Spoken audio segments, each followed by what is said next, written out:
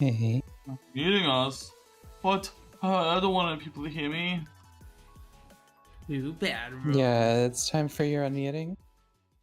It's time for your voice reveal. Unmuting. Good time. What's your view?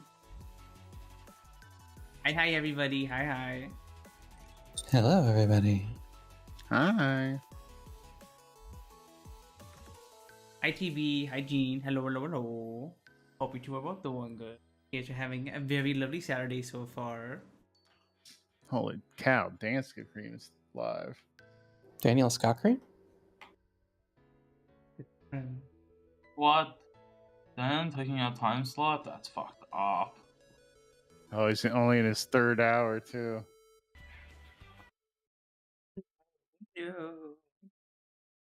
He's normally Dan always working. looks so fucked. He's normally working at this time. Yeah, true. Yeah, he is. Yeah, that's why I wanted to rush getting through Dan's character when he joined us as a guest that one time, because Dan usually works at this time, or he's snoozing. So yeah, I'm gonna be a real dance stream. Hi, Itchy. A true Hi. dance guy. What is this fucking team? The fucking team fucking thing in Twitch? Goth Cat Click? What? That quick? Yeah. I think I know like two people in there. Oh. Besides Dan. And I hope someday they make Twitch teams available to like affiliates or something. You know what? I actually only know one person in there. What are 'Cause I Twitch thought I knew teams? someone, but I don't. Well, You know how he's- like, yeah, you know how people have the like little icon down the bottom that tells you the people that like you're associated with, kind of, if you join the team. Like there's the Golden Gator and I've never heard of it. OTK. Vine sauce. So that way, whenever it was a little, you can click on the name and then see a directory of people who were all associated in the same group. So whenever Vinny would go offline, you could click the Vine Sauce team, and they'd be like, "Oh, Limes is live. I'm gonna go watch Limes," or something like that. It was a little tiny bit of like closest things to clans or any kind of like group streamer unity thing that existed on Twitch. But unfortunately, you have to be a Twitch partner to be able to make a team. Oh. So that's why all the teams have like, a lot of the teams have like one bigger streamer that created them. Even the ones that like people we know are on teams.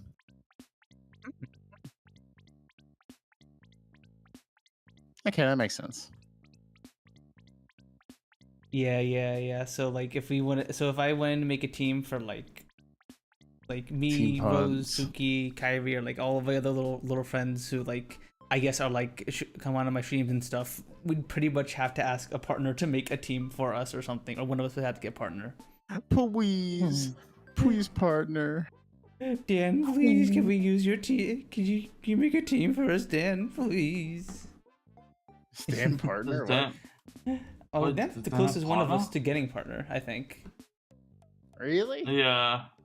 I Well, think so. out of all of the people that would be added to the team, Dan could maybe pull the viewership if Dan true. was doing Yeah. a partner push. But I don't think Dan would ever want to do a partner push. Yeah. I think everyone should sub to Dance Cream. It's my heartfelt belief. Especially the people he moderates for.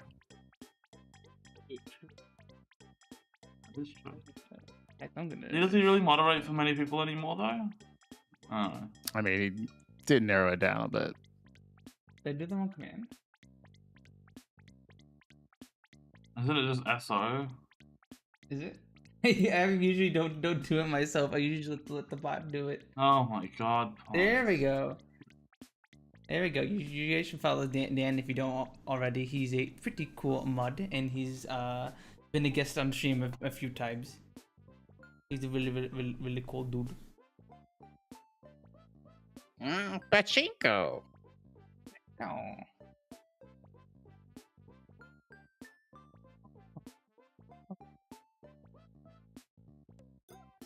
Da da da da da da. We were yapping earlier about game reviewers and like us not finishing any games. How many? I don't know about you guys, but a lot of the games that I play nowadays are kind of games where like you don't really have an open ending, right? Or have like some kind of like direct endpoint to them. Like Nubby's Number Factory I've been playing a lot, but like there's no time when you're like done with the game unless if you are going for like 100%, right? You just kind of say, okay, I'm good. I've had my fun. I was thinking like Oblivion. Like I have been playing Oblivion. Like the likelihood I make it to the end of the main storyline is really low. Mm-hmm. Like I've never made it to the end of Skyrim, and that game has been out forever. Well, Oblivion has too, I guess, but I mean, back when I played those games, I was usually the same way. I would typically avoid the story quest. I think I finished it once back when the game first came out, and then I never played the story quest in Skyrim again, I think. I have a bad habit with those ones where like I will play the game. I will tire myself out on the game doing the side quests and avoiding the main quest because like I don't want to get this item and have it be low level or something like that, and then I fucking get tired of the game and don't finish it. I would do that sometimes too. I would play Skyrim. I get to like level 40 or something, and then the game would get kind of boring because for those of you guys who don't know, enemies stop scaling in Skyrim after around round 40s or so. I think the Fulmer the good mods gets a new unit at like 48 or something, and like that's the farthest. Pretty sure the highest is 60. I think that's with like Dawnguard or something though. Maybe. Yeah, because I'm pretty sure vanilla Skyrim back in the day was just like it ended at around new enemies around 40. Hi Dan, hi actually, NLT, yeah, and Gene. The last, if you have the Dragonborn DLC, the last enemy to show up, like brand new, is at level 80 when the Ebony Warrior shows up. Yeah, but I was more talking about like yeah, I know what you're talking about, but yeah, the Donga DLC also would have other things, I think.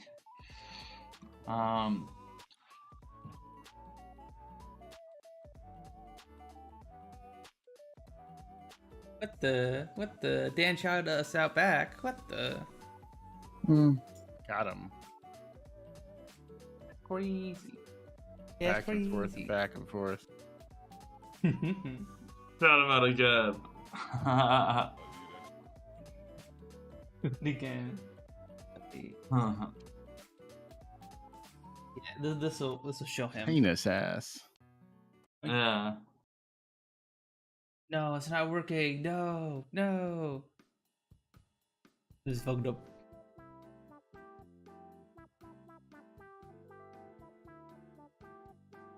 What a fucked up day. Okay, most enemy types will not level above 30, Drago will not level above 45, and Dragons will not level above 75. So by the time you reach level 60, you're an unstoppable force except for those very rare bosses and legendary dragons. Okay.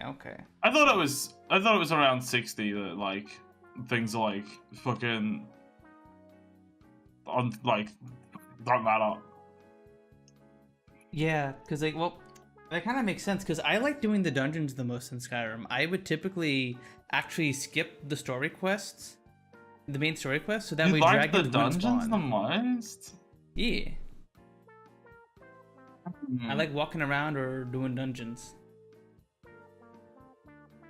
I can't say I cared that much for the dungeons. Yeah, I like them. I mean, to be fair, looking back and reflecting, a lot of them were were kind of boring. Yeah. There are a few standout ones. They all though. got like the same like puzzle, like turn thing around until it matches the 3 that are located somewhere else in the room. Mm-hmm. I really hope Dragon, that. owl, bear. Yes. Do I have the ability to view patterns on a wall and then spin them? Or do I have the ability to open a claw and then read the 3 symbols on it? I hope they had better puzzles to are fix. pretty simple. I don't know. I feel like games that aren't explicitly puzzle games are kind of afraid of putting real puzzles in these days. Yeah, I agree. They're like scared to accidentally scare people off or whatnot.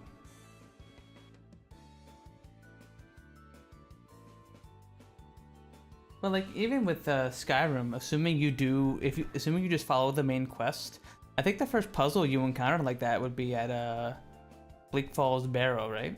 Like you would. Yeah, well, it's like it's the combination puzzles, which they're not particularly challenging, but yeah, they're technically puzzles. Yeah, and at that point you're like The what, ones where 2 hours it's into the like game?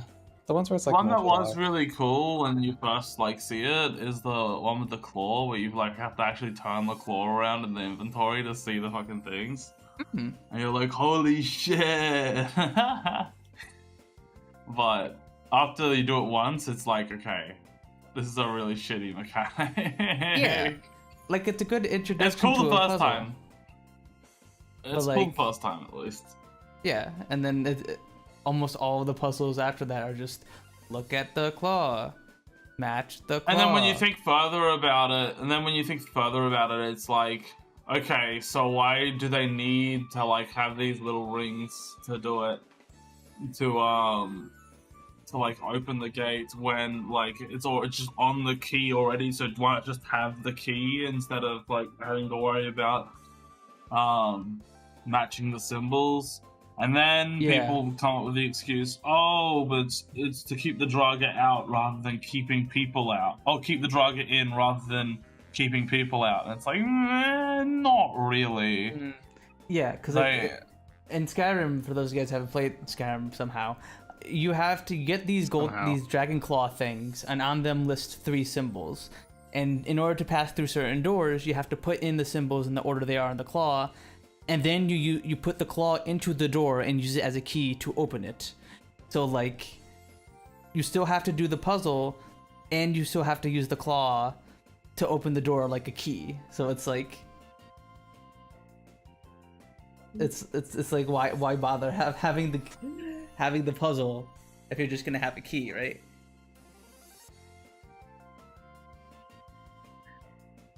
Yeah, I never found the puzzles particularly compelling in those games, but haven't run into any real puzzles in Oblivion. The only puzzle game that I found compelling recently was Blueprints, and it skips over the tier of puzzles that I really like, where the rules are clear, it's just hard to understand, and goes straight to okay, but are you just looking at everything with a schizophrenic's eye and like looking for any pattern and everything?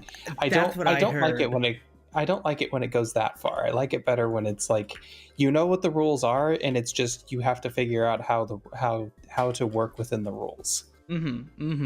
Not this book has a word in it on the 7th page, and this means something.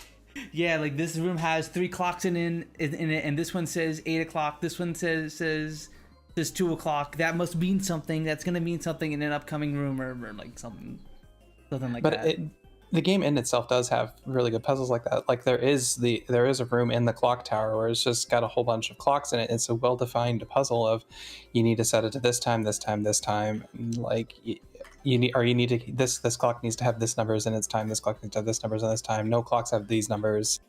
Like, it's well defined and really cool, and I love that type of puzzle, and I wish that all the puzzles were like that. Hi Pace, say hi. Hi Punz and gang. Hello. Yeah, I like puzzles like that where there are like defined rules, and I think that's kind of why I like factory games a lot, because I guess factory games are just like a puzzle with defined rules, and then it's in a way, yeah. slowly adds in more resources and stuff into the game as it goes on.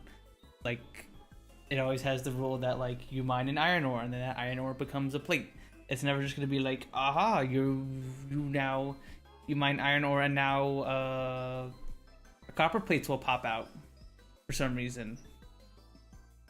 Or yeah, it's you mine this ore and it produces this output and this output. How are you probably going to meter the flows of them so that you can keep a contiguously running production line, even if the two products are not consumed at the same rate? Yeah, exactly. I think I did describe this pretty well on like one of my Factory Towns streams, where I was like, factory games give me like a list of stuff to do and like an interesting puzzle to solve, and it like soothes the ADHD programmer brain in me so much. It's just like, okay, now I need to mine some coal so I can power these furnaces. Okay, now that I have the furnaces powered, I can turn this iron ore into iron plates, and now I can turn these iron plates into combine them with planks to make reinforced planks, and the reinforced planks I can make pickaxes with them, and with the pickaxes I can make mines that can speed up my stone and mineral extraction production. And And the factory must grow. The factory must grow. The factory. Factory must grow. Yeah.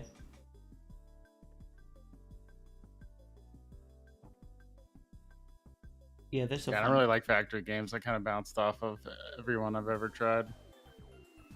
I'm going to force you to play 60 hours of Factorio with me now. Factorio has no planting in it whatsoever. Well, actually, it has tons of planting, just not that kind. Yeah, well, you know what about a farm simulator, huh? That's like a factory game, right? Yeah. I guess. If you think about it. Yeah, sure. Doesn't Factorio technically have farming a little bit now with the Oh, does it now? It didn't when I played it last. There's something you need to get from one of the planets. Oh, right, the planet. Yeah, that probably technically has a lot of farming. Yeah. That kind of sort of has farming, because like you're extracting stuff from the plants, and you want them to grow. So, kind of. We need an automated Stardew Valley. Ooh, I mean, isn't that kind of just what happens when you get the? I mean, absolutely. That's the closest thing I would say, for me, is like Stardew Valley, because that is like there's some automation type activities, like with the sprinklers, yeah, like the and sprinklers. then with the little forest sprite things. What were they called? Jumbos? Junibos?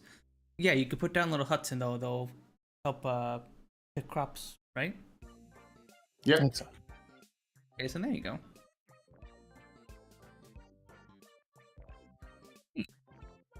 Only difference is from that in the factory game is that you then build a belt from those huts, and then you belt the fruit into a machine that turns them into something else that is going to be used to be turned to something else, and etc. etc.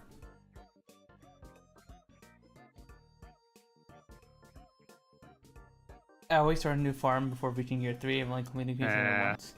Our Stardew Valley game burnt off, and we didn't finish the community center. Oh, that's right. I never got to the island. No. I've been to the island before. I love That's Stardew Valley.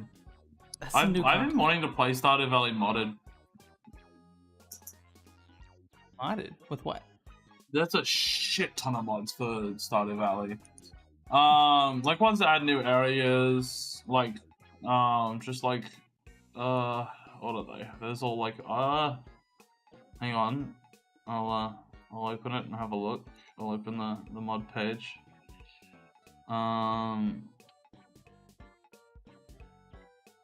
All games. There's some weird mods as well, but you know, I don't think that's the type of game you'd want weird mods in, to be fair.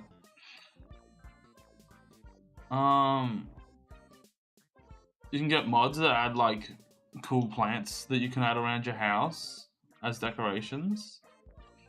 Yeah. There's like fucking hang on. 1 year downloads. Let's see the top downloads. Adds more artisan machines and goods. You can just like extend like certain features. Yeah, like you can do this. Like there's like mods that add like more furniture and shit. Fucking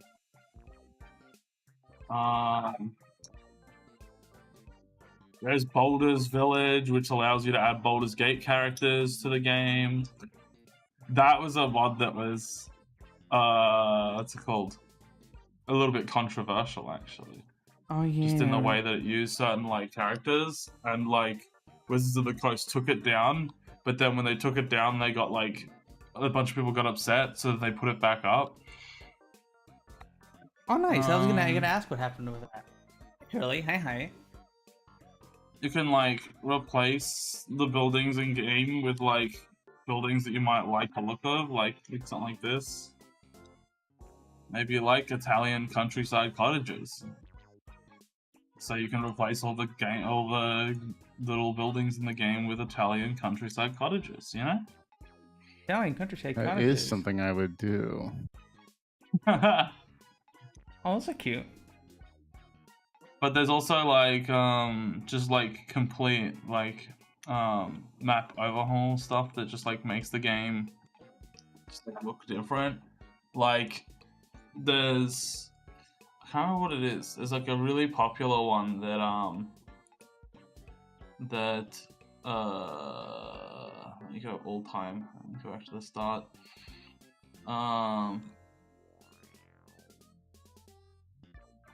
Where would the theming one be? Yeah, much Curly. I just took. I've just been chilling a little bit. I played a little bit of Balloon's Tower Defense 6 before this. Beat the elite boss event for this week. And that was pretty fun. Oh, there's a mod for polyamory. Polyamory. Huge. Polyamory, sweet. Nice. Permits multiple spouses or roommates, allows multiple spouses at weddings, and also unlimited hugging and kissing. Unlimited hugging. Oh. Unlimited. Oh, let's go. So yeah, I hate how limited the hugs are, you know.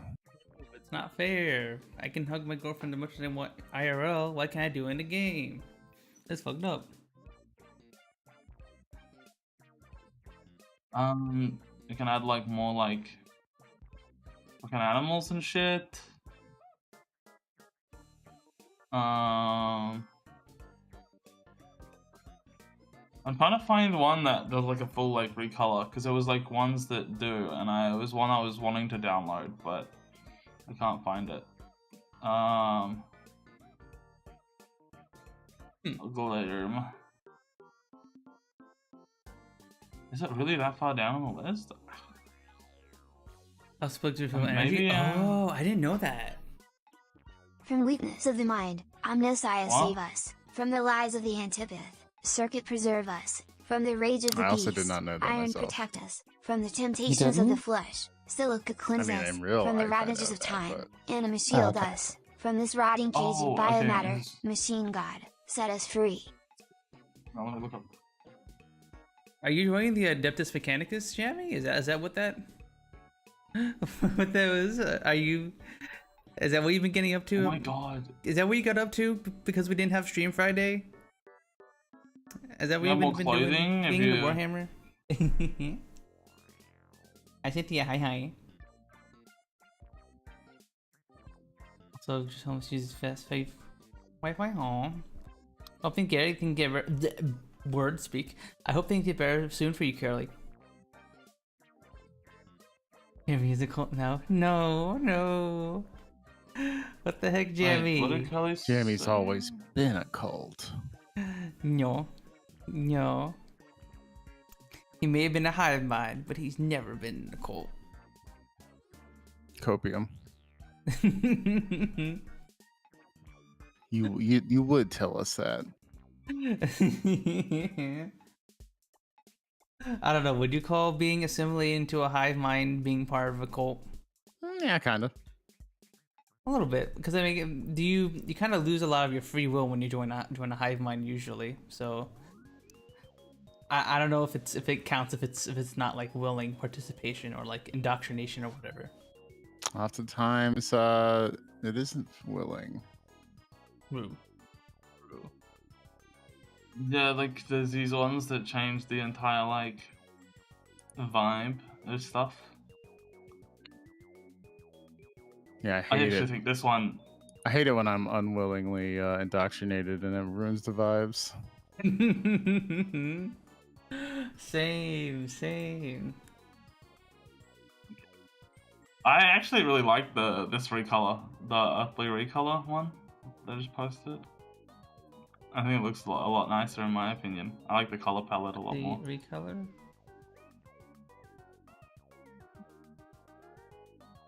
Looks a lot more natural, more and stuff. I do like the darker greens. Just to change the look of some of the trees and stuff. No, I like it. I think it's cool. I do want to play the game, but I want to play it with a mod pack. Yeah, we did say we would play again remodded, so we could do that. Like, I want more crops, so. There's also, well, I guess I did say it with the fucking Baldur's Gate thing, but there's like character mods as well, and then there's also, there was one other I forgot. There's like ones that added entire new areas. Like there's one that adds a little like, I think it's a ski village, or it's like a mountain village, and you can catch like a ski lift or whatever the fuck it is up to it, which is pretty cool.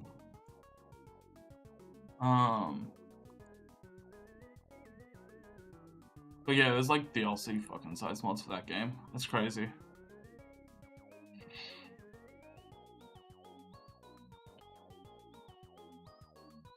Good game. It's a good game. Have we gone our yap session? Jesus Christ, I can't freaking speak today. Have we gotten our yap session done and over with yet? Yeah, got all the yaps out. Yeah, I'm so sorry for like taking so long. Oh, you're fine, Rose. What do you mean? That's what it's here for. Random shit. This is the yapping component. It's built in. I mean, I guess. Yeah. Here for the yaps. Let me get my final Come yap for the out. yaps, stay for From the the moment further I yaps. understood the weakness of my flesh, it disgusted me. I craved the strength and certainty of steel. I aspired into the purity of the blessed machine. Your kind cling to your flesh, as if it will not decay and fail you.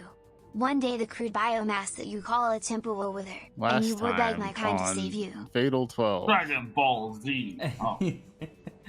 I'm sorry, I had a slime whispering Warhammer 40k stuff into my ear for the past second. Jamie, you should. Look, I'm also excited for Mechanicus 2 whenever that's gonna come out. But you can't be joining the cult. I don't know how being turned into a machine is gonna work with you being a slime and all. From the moment I understood the weakness of my flesh, it disgusted me. I craved the strength and certainty of steel. I aspired to the purity of the blessed machine. Your kind cling to your flesh as if it will not decay and fail you. One day the crude biomass that you call a temple will wither, and you will beg my kind to save you. But I am already saved.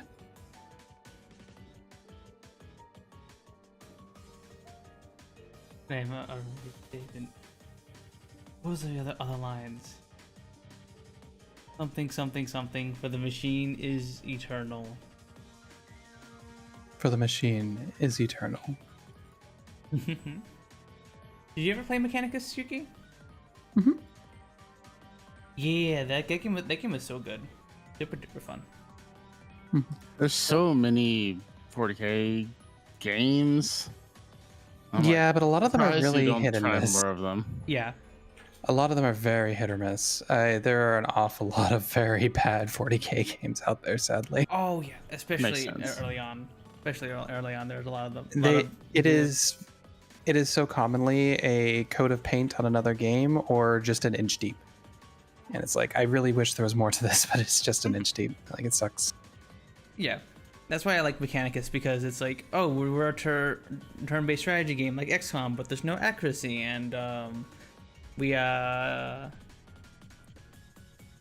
you get to fully customize your tech priest a lot and stuff like that, and it was pretty fun. It's pretty good if you guys like XCOM and then like. I would highly recommend Mechanicus. Another game that I bought and never played. Classic. XCOM.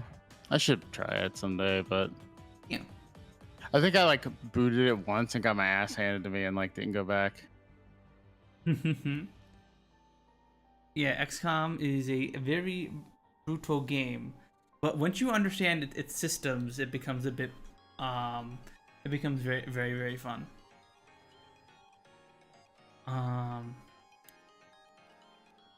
Did you play Enemy Within or? No, I haven't played any of them really. Okay. But I guess I have XCOM 2? No, Enemy Unknown? Enemy Unknown, okay. Yeah, so that's the first in the series of remakes. And then XCOM 2 is the sequel to that. I don't know if I bought XCOM 2 without playing the first one, then it's my fault.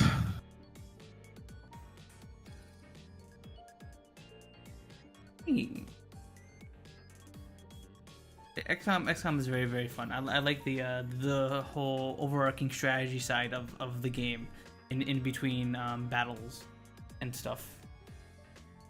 And I also really like that all the enemies are different, and like there's little quirks to the enemies that you can learn about if you pay attention closely enough and stuff like that. So it's very fun in that kind of sense if you're looking for something like that, where like, oh, I'm learning more about the aliens and stuff, and the game rewards me for being risky with like trying to capture aliens and bring them back to the base, so that way we get some bonus research or whatnot. So, Beep, beep, womp. beep, beep. Beep, beep.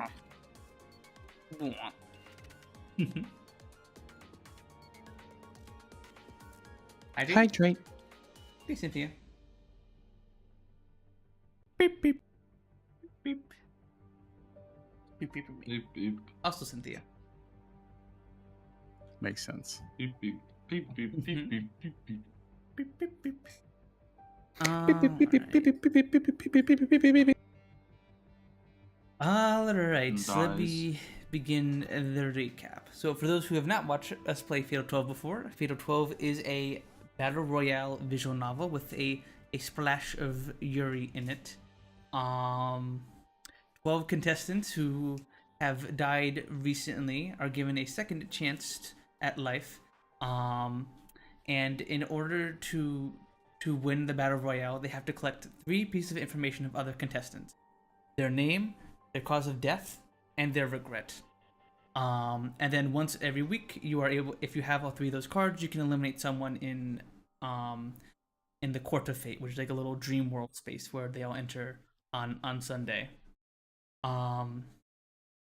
We've been playing this. This is part 11 of that playthrough, so we're a little past a bit past the halfway point now.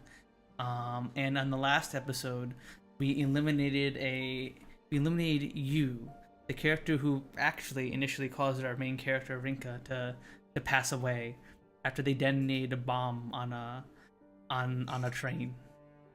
And we have finally, in a very, very, very sad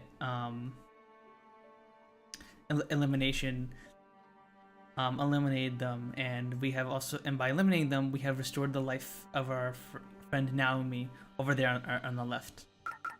And yeah, so we ended right when Rika. Yeah, so we don't actually know if she's probably restored yet. Yeah, well, I'm assuming she's going to be restored, but who knows? Who knows? I imagine Punz occasionally makes beeps in his own home, like a smoke detector or with a low car battery. True.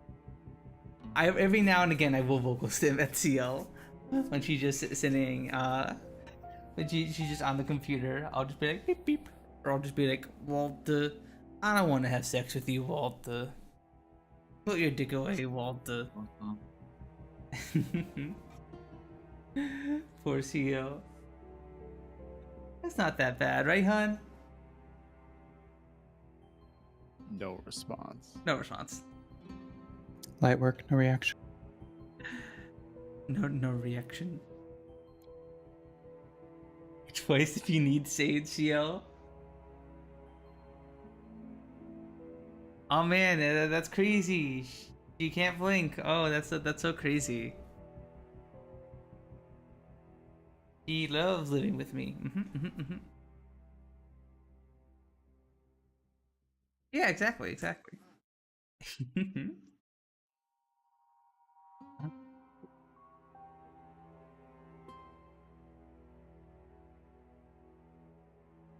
blink with eyes hit open. Seems about right. That would probably feel real bad. Oh yeah, this is where we ended last time. We ended right when Rinka woke up and she's like, I sense someone nearby, and we have 3 options to pick from here. We can either say Naomi, we can say Miharu, or we can say,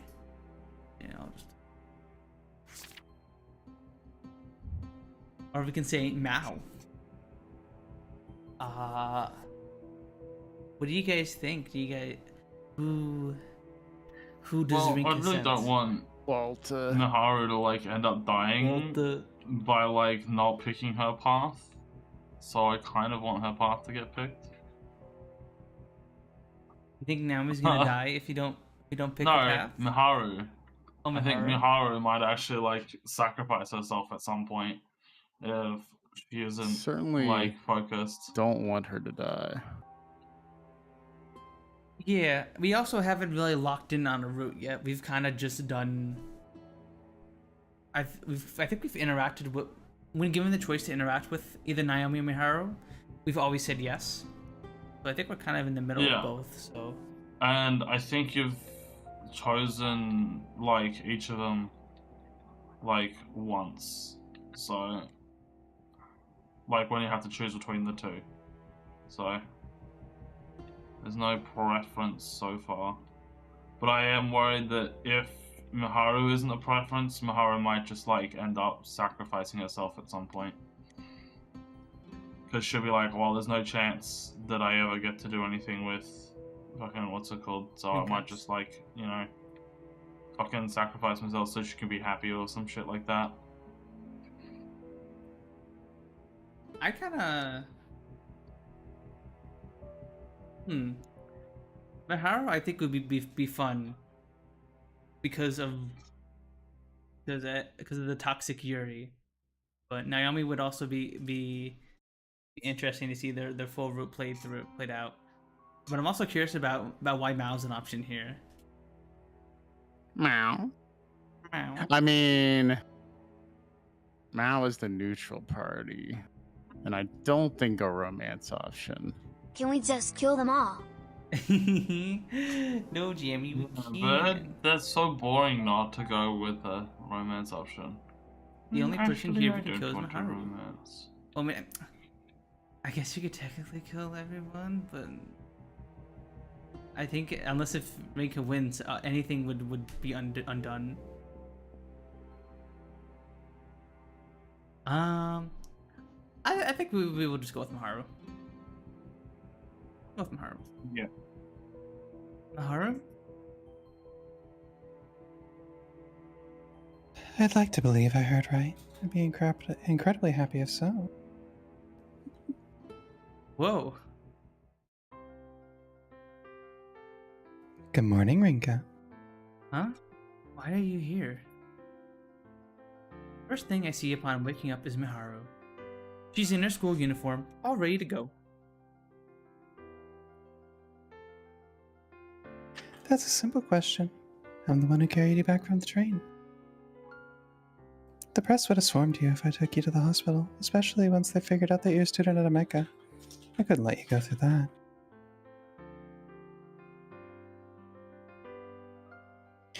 I figured the world would do its thing after the day had passed, so it wasn't all that bad.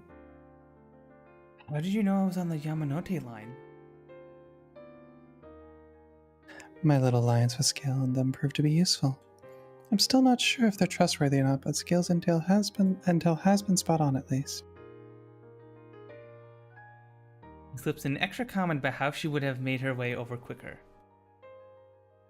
Did you spend all night by my side? I did have to go home and fetch my things, but yes, I couldn't leave you alone in your state.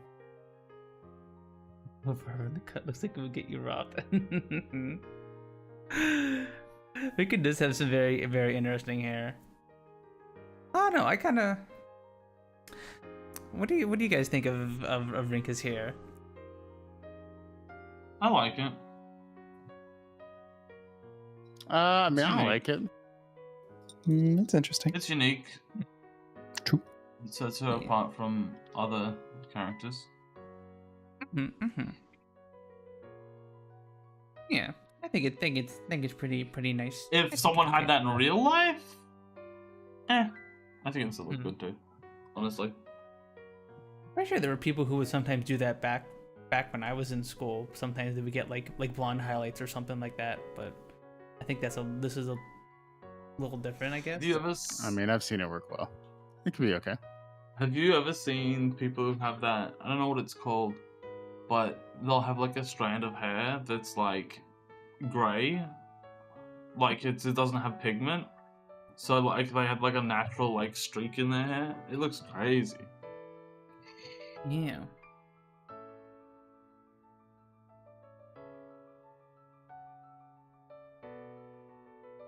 That's a relief to hear, thanks. That's my line, you know. While I got to see you're okay in the Court of Fate, part of me was still worried you wouldn't wake up again. I'm not sure what went on while I was unconscious. It looks like she did what she could to keep me out of trouble. And here I was worrying about the possibility of my real body being taken to a hospital.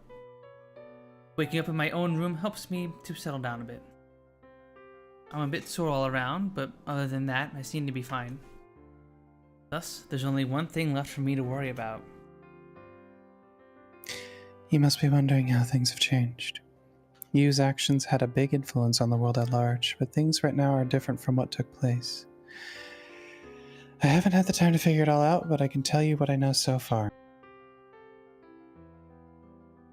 But you should get ready for school first. We've still got plenty of time, but the explanation will take a while. Following her advice, I get ready and make my way downstairs. It should be easier to talk things down here.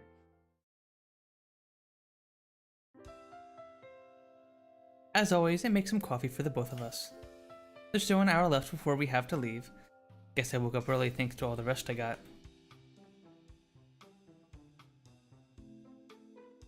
It's been quite a while since we last got together like this. Hi Frozen, hi. ever since I lost the will to go on, and it was thanks to Mao coming over and the idea of you doing all you could to get me back on track. I can hardly blame you. Besides, I may have done all I could, but you were the one who accomplished what you set out to do in the end. Naomi's death. It's gotta be what she's about to talk about. Miharu takes a deep breath before she starts.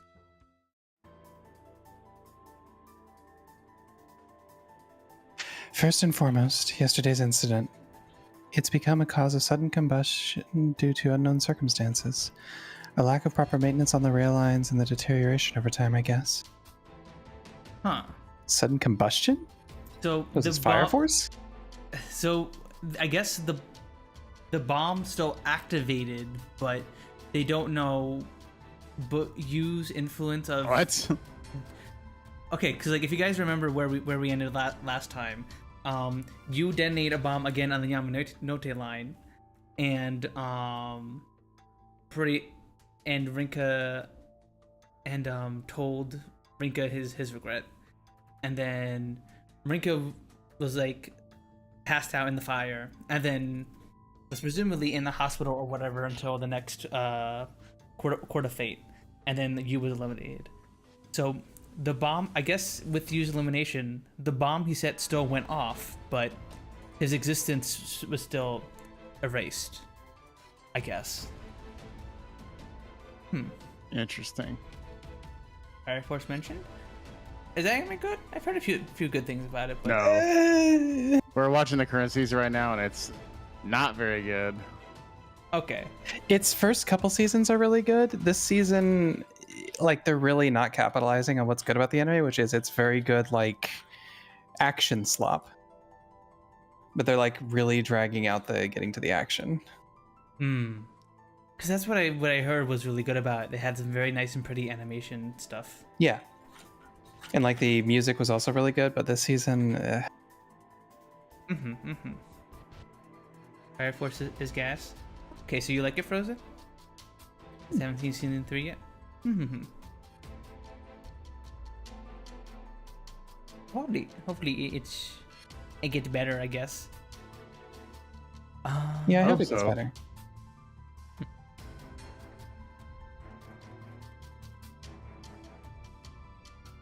Did you read the sign, Yuki? I forgot. The case of Tokyo Tower has been completely undone, it seems. Who knows what happened to the memories of all those who watched Yu's stream?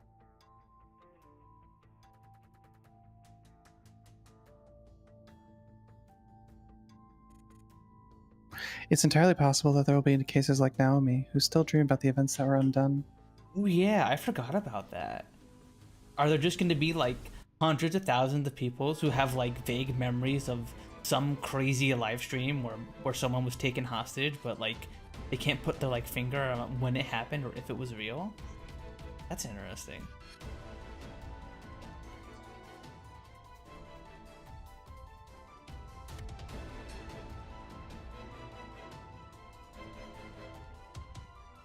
We're best off asking Mao. She's more likely to have watched the stream than not. Based on all that, we can surmise that while Yu's actions themselves disappeared, the physical changes caused by them remain. So basically, when someone is eliminated from the Battle Royale, all of their actions get undone. Because remember, all the 12 people here, part of that are participating, are technically already dead. They died at some point around the time the Battle Royale started. So when they are eliminated from the Battle Royale, all their everything they've done in the Battle Royale in the real world gets written out, basically. Oh, wait, does that mean that Naomi doesn't remember helping, or like doesn't remember the people who got eliminated? Because they got eliminated, she only like knew of their existence after helping Rinka. I think Naomi remembered Keko, right? After she Which was is eliminated. weird, because you would think if anything they've done is undone, then that would mean that them meeting Naomi would be undone, which would mean that then we wouldn't remember them. Interesting. I'm curious what Naomi will say when if she does come back, and see if what she remembers or whatnot. Well, like, I think she does remember all that stuff because she remembers helping Rinko with it. Just like with Keko. I mean, oh.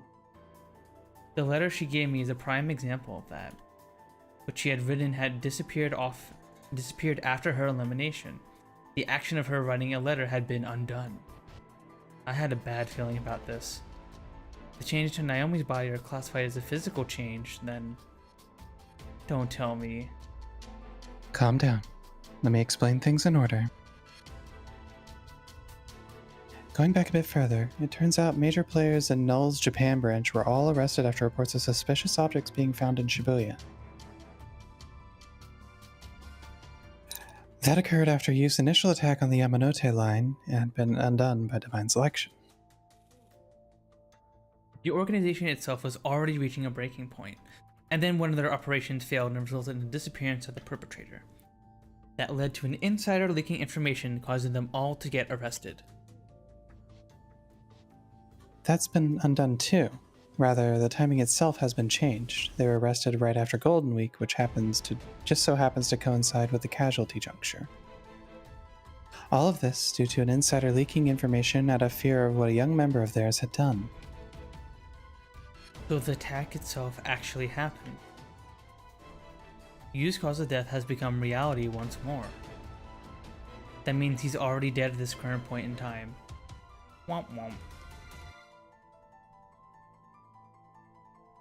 His attack only resulted in a few injuries, though. The only one to die during it was the boy himself, who I refer to as such because he hadn't been given the name of Yu at that point. Makes sense, considering I'm alive. If my memory of the incident is right, though, other people died along with me. So something doesn't add up. Yeah, I remember this from the first episode. The train was packed full of people, so... Yeah, there we go. The explosion took place in the middle of a packed train. The only way no casualty would emerge from that is through a miracle. Granted, you could probably call divine selection and its altercation to fate a type of miracle. That's likely due to you. Fate had to force its hand to keep you alive, I'd assume. So, if I die, then... The Sea of Flames pop into my mind once more. Her theory makes sense. All the same, that's not what I'm interested in right now. I made a point to settle things with fate. I want to know the results. So, what happened to the attack on Amicha? I hear myself gulp in anticipation. Gulp? Gulp. I have a bad feeling about it, but I also don't doubt myself. If I do, then...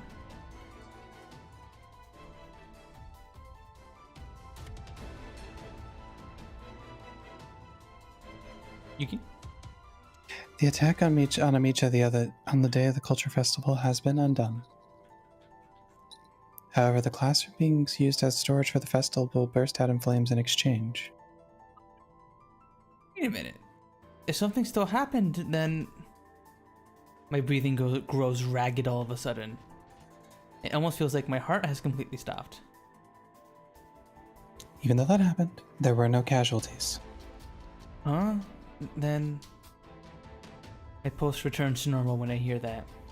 The sudden fluctuation leaves me a bit lightheaded. If there were no casualties, then Naomi didn't lose her life. Which means she's alive. Naomi's alive!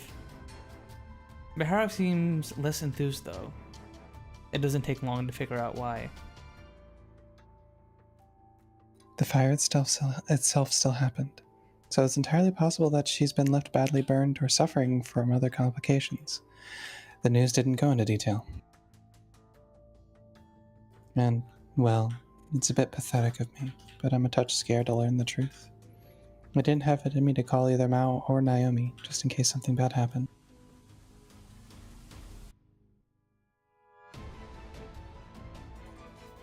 I wasn't even sure how to ask them because I still don't know the results of your efforts. Oh, is that it? You don't need to worry about that. As long as she's alive, I'll make sure she's happy. You really are strong-willed, aren't you? Not at all. I would never been able to do any of this without the help of others. I won't challenge that line of thinking, even if you've helped to confirm the fact that you're the one who deserves to live through all this. That's not quite the right way to put it. Miharu reacts by giving me a puzzled look. I decide to explain myself. It's not about who deserves to live, it's about who has the will to do so.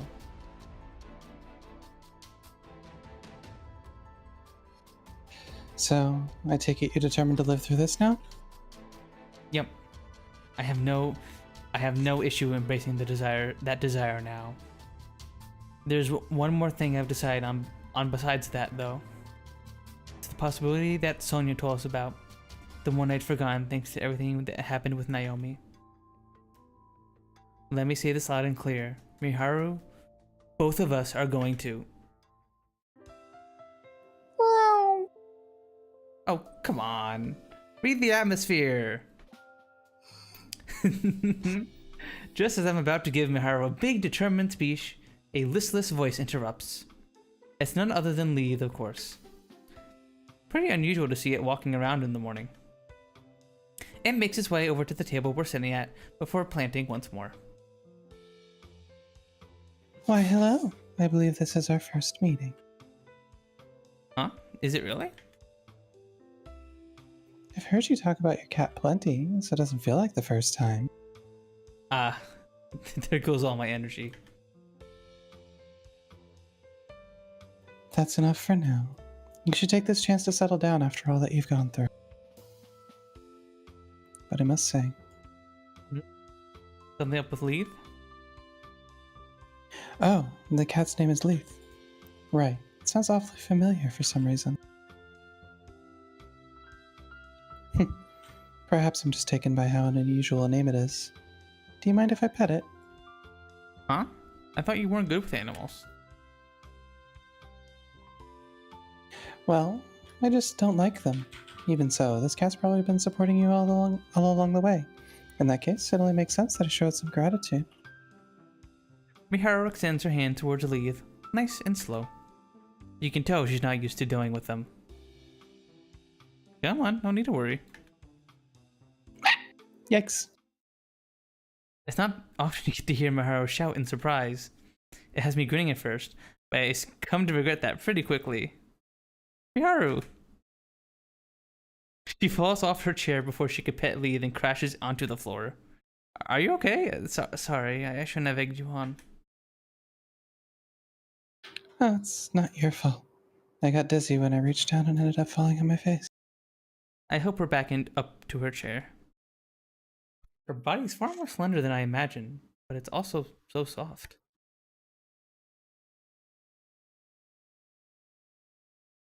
What in the world happened? Maybe your body's just instinctively trying to avoid animals. Come here, Leith. Let me get you some food and water.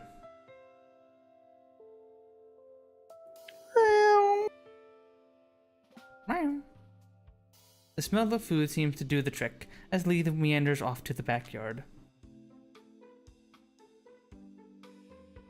Sorry about that. I'm fine. Getting back on topic, the gist of things is that we won't know how Naomi is until we see her. Right. You got up way earlier than me to check all that out, huh? I'm grateful. I'll be satisfied just knowing she's alive.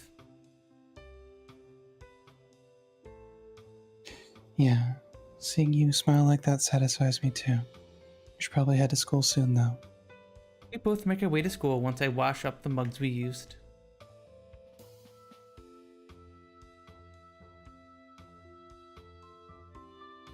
Oh yeah, what happened with school anyway? Hopefully fate didn't make it so that we skipped a whole week.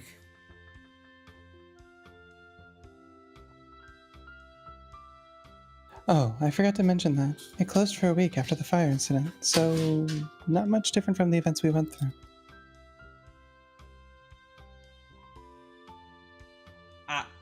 I eat pasta. Ah. Ah. Ah. Ah. Ah. Ah. Good to hear. Let's get going then. Ah. We take in the clear blue sky while we walk towards Amika. Amicha? I'm probably botching. Probably Amisha. Amicha, because in the written language there's not much ka. Well, I guess there could be ka, but it wouldn't be spelled like that. So Yeah. it would be Probably Amicha. Phew, ain't nothing more. Oh, why am I southern? Ain't nothing more tiring. Phew.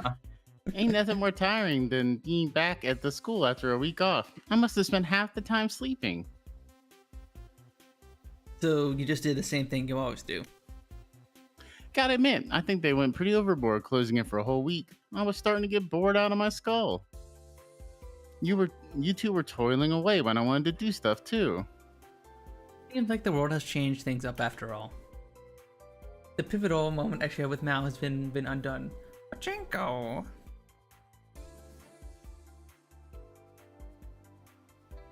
That was the first time I'd ever see her cry, losing all her money at Pachinko. But now, I'm the only one who knows just how strong and passionate she can be. Ahahaha. I'm pretty sure Linehouse was closed all week, so I can only assume I lied to her about working. Guess I should check last week's bills and stuff when I get back. Oh crap, I need to get in touch with Gran as well. Chances are I haven't done that so in a while. Can't help but smirk as I remember all this. Well, I guess Naren's had it the toughest. Oh? I make sure to give a vague reaction. Mal follows up. She wasn't hurt or anything, but the press was all over her because she saw the whole thing happen firsthand. The school took initiative to keep them away from her, but they didn't stop them from trying to track her down every now and then. He wasn't hurt? A shame the festival ended after just one day after she worked so hard for it. Can't fault their decision, but they could have postponed instead of outright canceling it. Oh, maybe you could hire Naren to work at Lionhouse. Holy crap, I might be a genius. Mal? Mal's words are going in one ear and out the other by this point. Mal is a part of Divine Selection, so hearing her say Naomi's fine has me over the moon. Rennie? Oh, sorry, I kind of spaced out. Whatever. Good to see I ain't the only one still in holiday mode. We should probably grab food soon, too.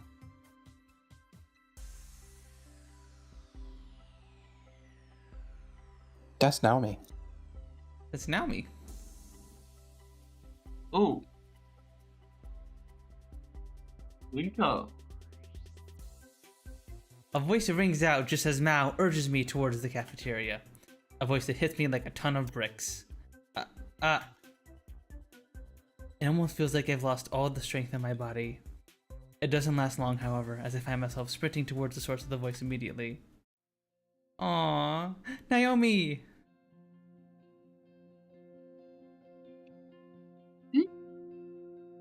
What's wrong, Linko?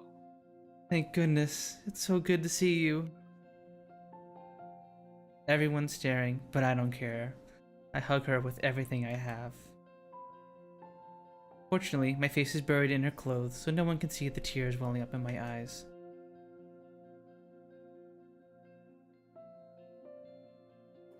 I'll let it slide just this once.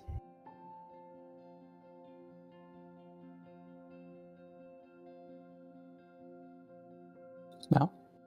No way, Miaru's not foaming at the mouth? What's wrong? Did something happen? Sorry, just let me stay like this for a bit longer. Yo, is this a confession?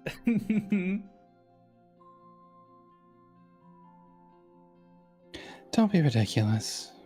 Oh, well, it can't hurt to leave him be for now. I spend the next 5 minutes hugging her tight. Most of that time is spent waiting for my tears to recede. Those who don't understand the situation, Mao included, probably assume we've gone off the deep end. Rumors are going to spread fast, but I don't care.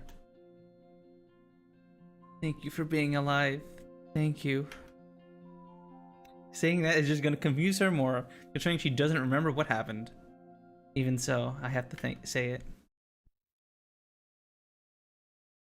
Going fucking insane.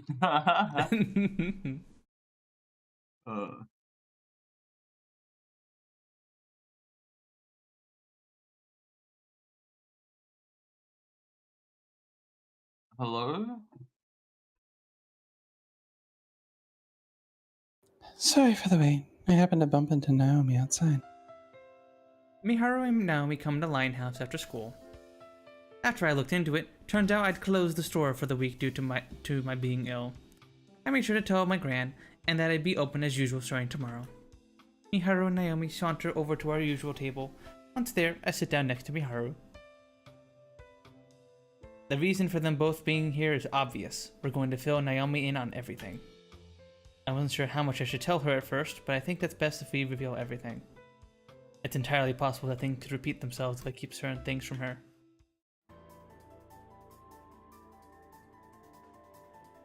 This is about divine selection, isn't it? There's no way I can keep this from her. Naomi seems to understand too. Yeah, how much do you remember?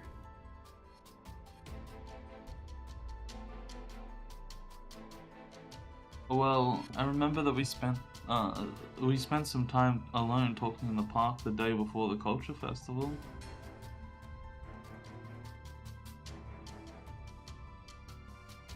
Just the two of you, huh? Naomi gives me her a panicked look of apology before turning her attention back to me.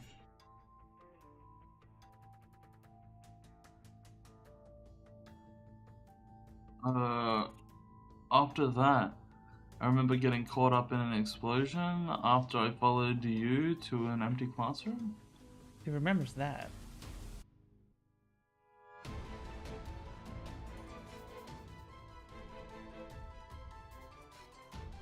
I don't remember anything between that and waking up in the hospital, though. I was told that I collapsed from some form of heat stroke, but that's about it.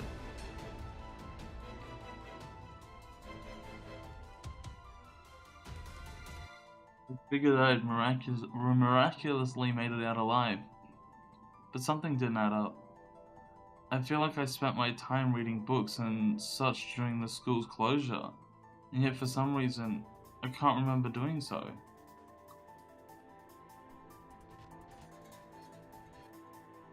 I even wrote down the book titles I read in my notebook, but I can't recall what they were about.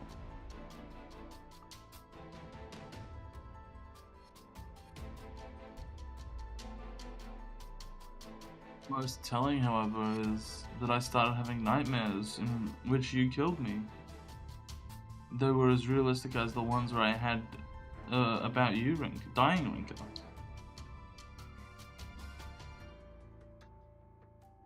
I'm not too sure if those were actual dreams I had, or ones I just felt I had. You should be aware of the meaning behind that by now.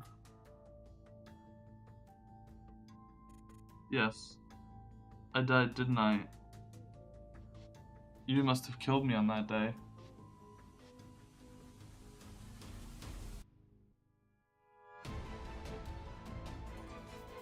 His actions taken during divine selection were undone after his elimination, which includes when he killed me. I see. This is just a theory, but Naomi's memories seem to have been affected more than everyone else's. You ended up with memories of what happened both before and after the world's events changed. There's not much left for us to say based on your understanding of the situation. The last thing we want is for you to remember something as painful as that.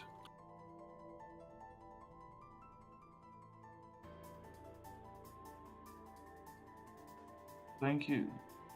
I appreciate your concern. Also, I hate to ask this, but it was you who eliminated you, wasn't it? It was you who eliminated you. You killed you. Can't believe you did so much for me. Don't bring that up. It's okay. I assure Miharu before I continue. Miharu's right. You don't need to apologize for any of it. I made that decision to elect him myself. It wasn't easy though. First I had to cooperate with other participants, and then they had me use a gun.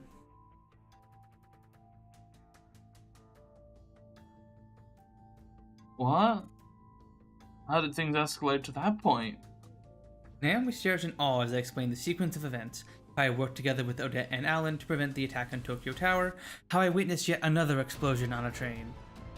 I go on talking for a while, long enough that we have to take a break in the middle of my story. Miharu probably knows the gist of the situation, but this is the first time I've talked to her about it properly. Needless to say, she seems almost as surprised as Naomi. Anyway, there's something I want to tell both of you. Whatever could it be? What is it? I've accepted my desire to live. Not only have I learned and felt a lot through divine selection, but I'm also carrying the feelings of others with me. I don't want any of that to go to waste.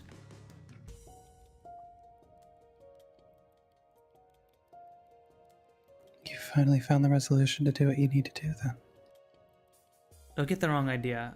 I'm not about to sacrifice you for that cause. There's no meaning to my life without people like you, Naomi, Mao, and my gran. Even Leith. Sonia said that if fate can change for the worse, they can also change for the better. I'm done being the goody two-shoes. I'm gonna change fate so that it suits my needs and not the other way around. I have no idea how I'll accomplish that, but at the very least, I was able to save Naomi so far. That's why I'm gonna find a way to make sure both of us last through this. I'm well aware that I have no leads whatsoever when it comes to how I'll accomplish this. Still, I want my intentions to be clear. This is the first step towards realizing that desire.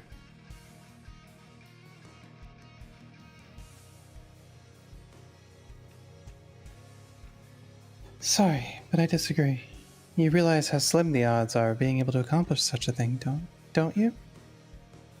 I figured you'd say that.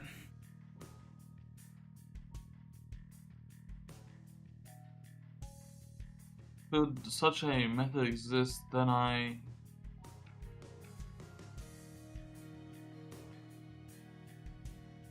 However, your plan requires us two to be the last remaining participants. I figured you'd say that too.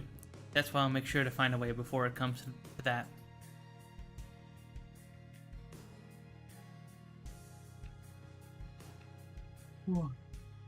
I feel entirely out of place with this discussion. That's not true at all. I asked you to help me with the cultural fest once the cultural festival had ended, didn't I? This is my proposal. Let's work together, the three of us. Not against the other participants, but against our own fate. I'm finally able to say it. Perhaps I've wanted to say this ever since divine selection began. It wasn't possible before. I lacked the resolution required to do so. But things are different now. I fully accepted my desire to live. Well then. Assuming there is a way to pull this off, you can count me in.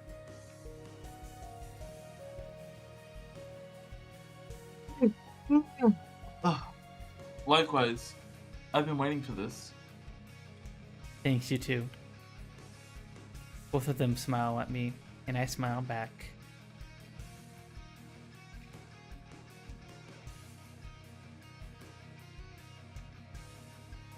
Wait, the Yuri polycule? I'll have to take my leave here, I'm afraid. Work calls. Yuri Polycule, let's go! Yuricule. Said Miharu makes her way out.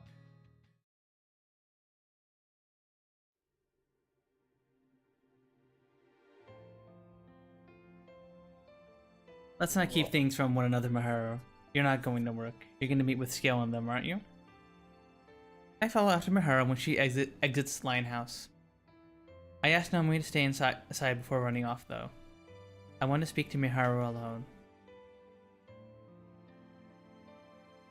Yeah, that's right. My priority is to eliminate Odette and Alan with their help. But I'm also going to get as much info as I can on them at the same time, so I can eliminate them afterward.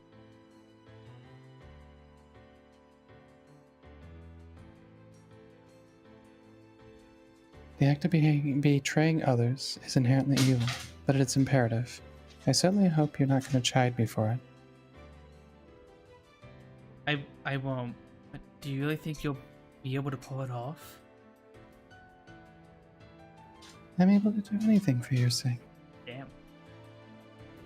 You know that's not what I mean. Miharu stares at me in response to my outburst. Sorry, I shouldn't have raised my voice. Please hear me out. I'm not against what you're planning. Quite the opposite, really. I don't want to let you do this all on your own anymore. I want you to let me shoulder your burden, much like what Naomi did for me.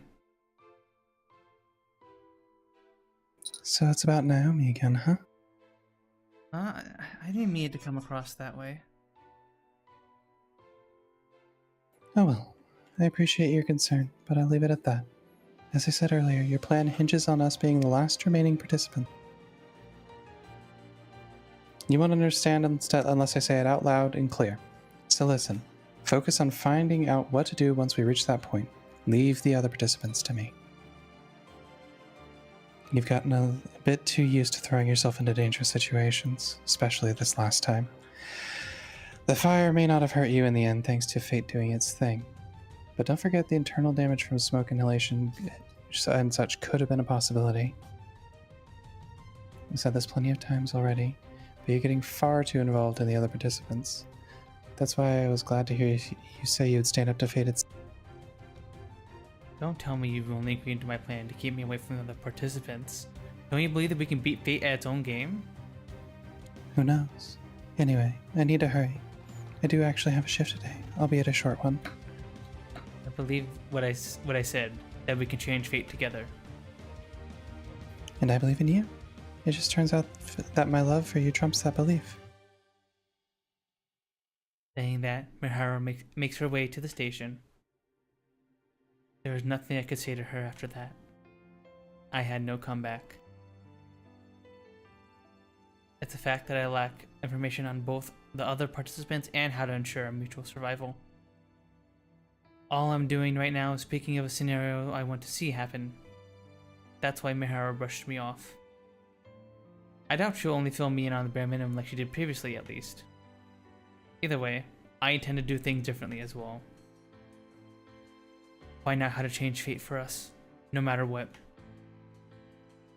Miharu's already determined to make nothing but progress. She has been ever since divine selection began. The same has to apply to me now. I don't want her lying for my sake anymore.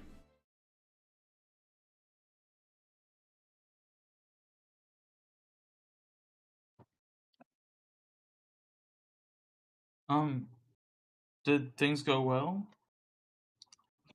They went how you were probably worried they would. My response leaves her a bit surprised. I'm aware of how smart Naomi is. There's no doubt she realized what we were arguing over. It's even more reason for me to find a way for both of us to survive. It's not like I don't have any leads. Take this book, for example. I never paid much attention to it, thinking it's just a tool for divine selection, but it might be worth having a deeper look at its design and binding, that sort of stuff.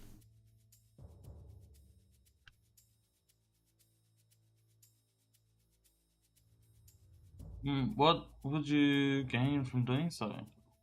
Information regarding divine selection, rather, the goddess behind it. We've been so focused on the dream world and the events in the real world being altered that we simply accepted everything about it. We never once tried to go against the rules because we let ourselves be convinced that we shouldn't. In reality, though, we should have let ourselves question the very nature of divine selection. I guess we should research Parka too. I'm not too familiar with ancient myths and stuff, but there might be something about her.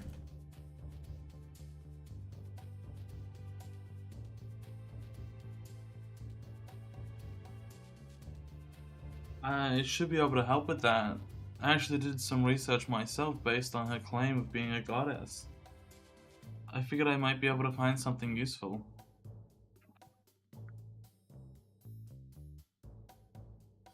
I walked away convinced that myths are just myths in the end, but we might find something that will come in handy now. Naomi whips out her notepad and flips through to the first few pages. She must have written stuff down while researching. After reading through them a bit, she turns her attention back to me.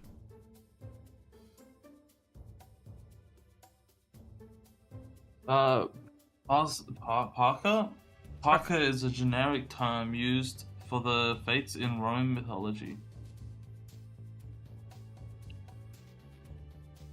There were 3 in total. Decima,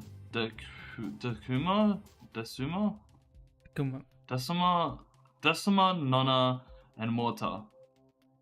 Each exists as an equivalent of the Moirai from Greek mythology.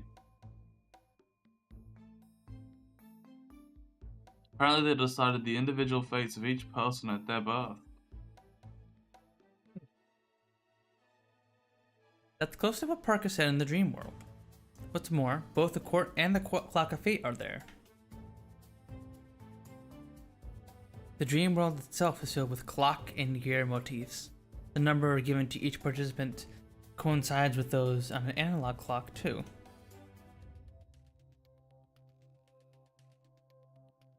Time, Greek mythology's Chronos, is the most well known when it comes to deities related to that, I believe. Parker said that our 3 cards represent our present, past, and future.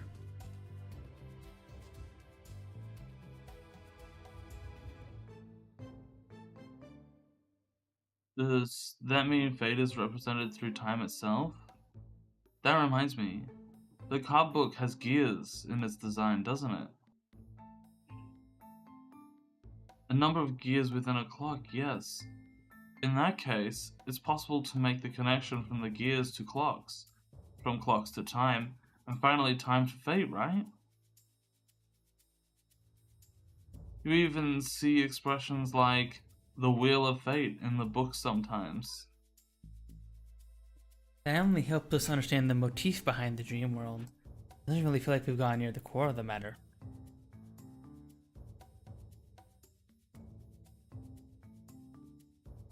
Hang on.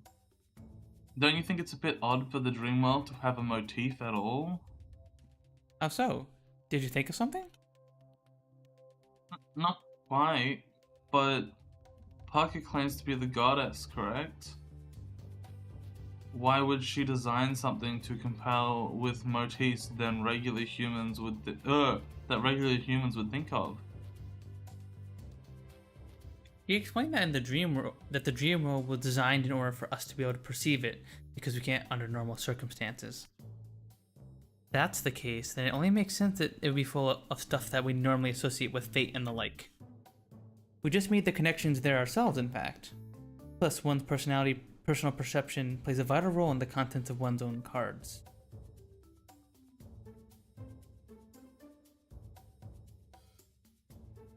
That makes sense, but sorry, something just feels off, despite you making a good point. No need to apologize. Don't forget that feeling. Us participants didn't question any of this stuff. Naomi nods, but still looks somewhat apologetic. I don't quite understand what she must be feeling, in all honesty. Chances are a part of me is still convinced that there's no point in overthinking things because Parka's a goddess. And here I was telling myself I'd quit that sort of thinking not long ago.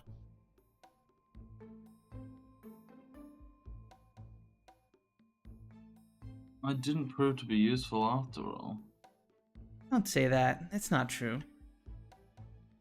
I should have figured something was up far sooner. Getting Naomi's here with the one to go ahead and do the research before I even noticed. I guess we should wrap things up for today. Want to come with me to the library after school tomorrow? The library? I'd love to. Thanks. We'll start with the card book first. The library? Go. Go. I don't like libraries. What's yours?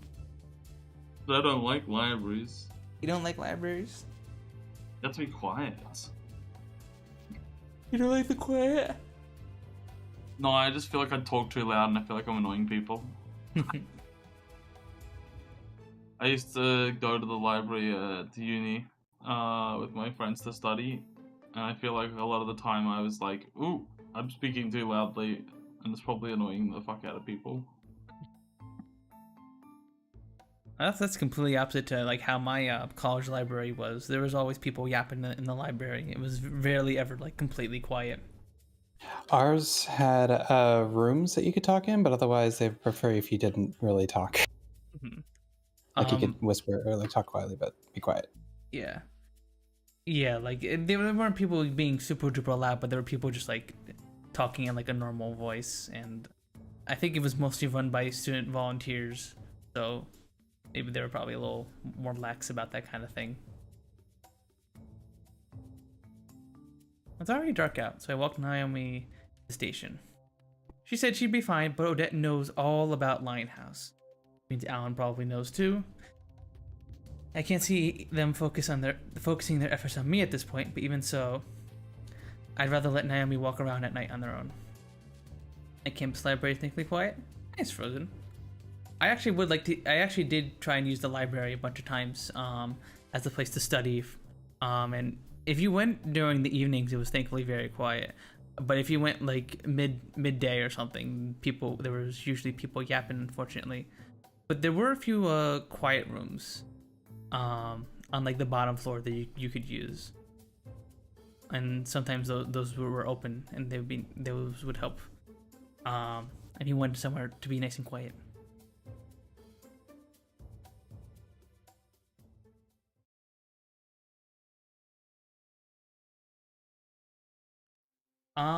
I need to pee real quick, so we're going to have a quick little break.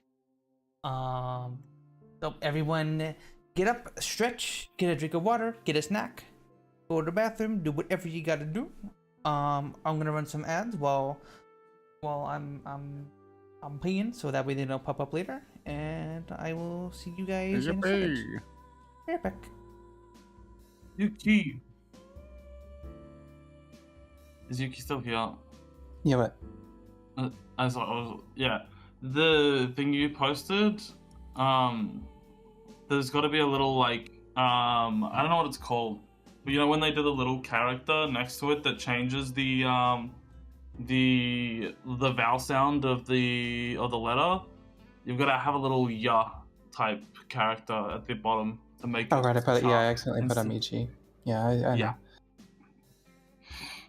Yeah, it'd be Amici. Amichan? I was just trying to type out like what it likely the baseline is, but yeah, I fucked it up. I know. I want to know what the actual. It's probably in katakana too, not hiragana. Yeah. I mean, if we looked at the Japanese version, we'd see the school mentioned all the time, and we could actually pronounce it correctly then. Yeah. I do wonder what the actual. I'm assuming the school would be actually have a kanji for a thing rather than what's it called?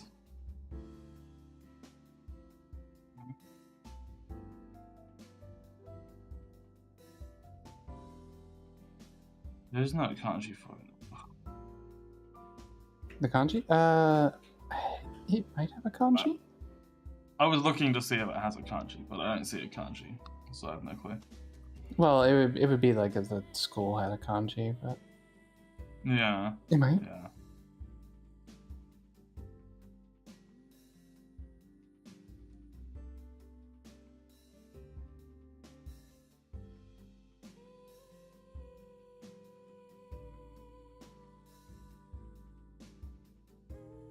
It's not an actual word, though. Well, yeah, it's a name. Yeah. Oh yeah, but some names have like actual words associated with them. You know? Mm-hmm. Yeah, they sometimes have composite words. It's also often in name. It's common in actual like people names too. Yeah. Nah, Smith couldn't possibly be. Smith certainly has no anything. further meaning. Yeah. Yeah. Smith is definitely just a name that just, is completely come up with randomly.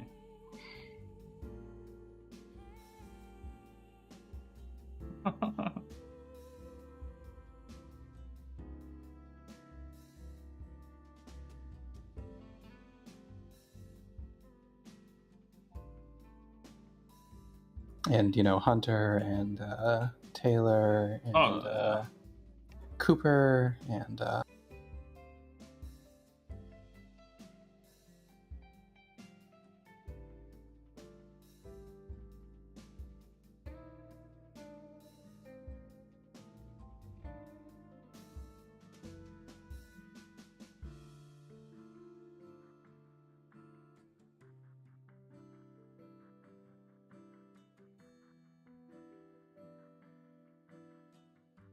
I'm back. welcome back. Oh, you're back, are you? Yeah, got a problem with that? Nice of you to join us. Got a problem with that? Yeah, that's what I thought. Yeah, I have many problems, What the? but not with you being back though. Okay, that's Ah, good. Yeah, But you know what? problems with me. You know what one of my problems is? What? That That I hates didn't go pee when you went pee. You want to go pee? She ran off the pee. Yeah, I was gonna say, I'm guessing she's already gone. It's what it did sound like was happening. Gotcha.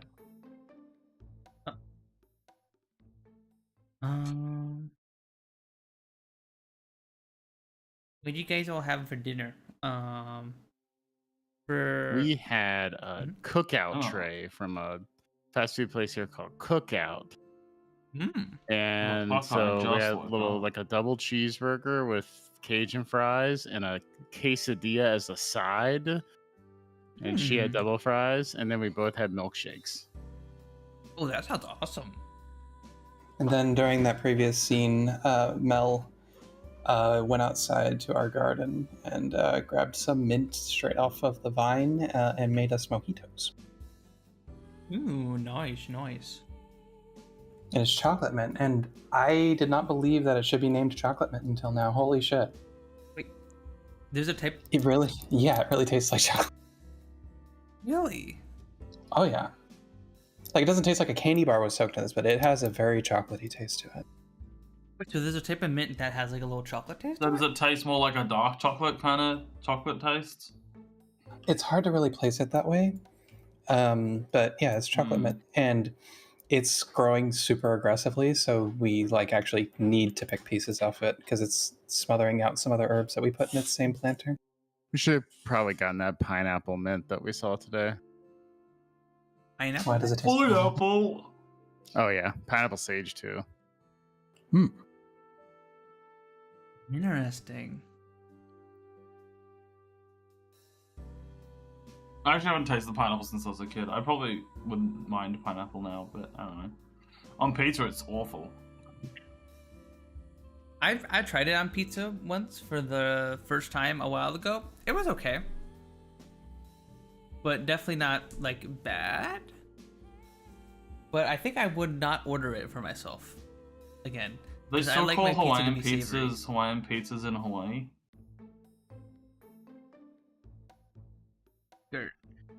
Gert, why is it What scrolling do you back? reckon? Gert. You reckon they call Hawaiian pizzas in Hawaii? I don't know. Cause we don't call New York style pizza New York style pizza in New Jersey and New York. It's just. Well, we If don't we- have anything called New York style pizza here, I don't think, either. You don't think so? Wait, I so do you not I call don't think I've ever Chicago walked into style a pizza place. or deep dish I don't think I've ever walked into a place that says it has a specific style pizza, like What? New York style. Really? At least not here. I don't think we say that. Yeah, I don't think that's a thing.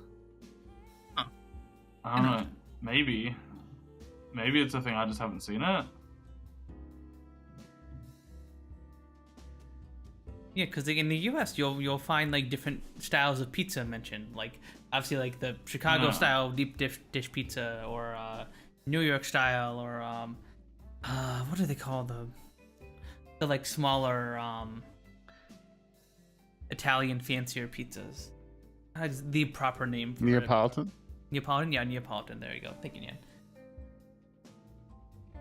And it'll be like Neapolitan pizza, or it'll be like New York style pizza in on the menu or whatnot. Right.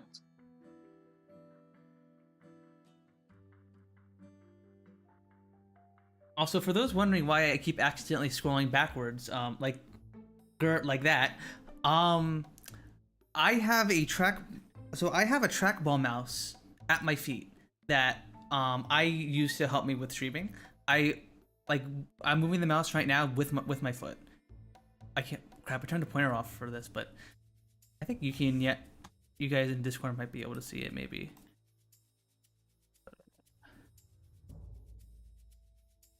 Capture cursor. There we go.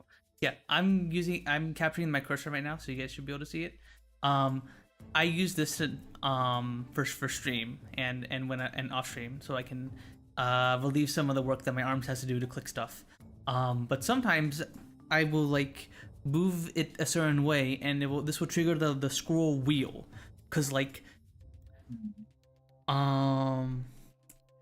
basically I have the trackball is in the middle of the mouse. The mouse is like a square.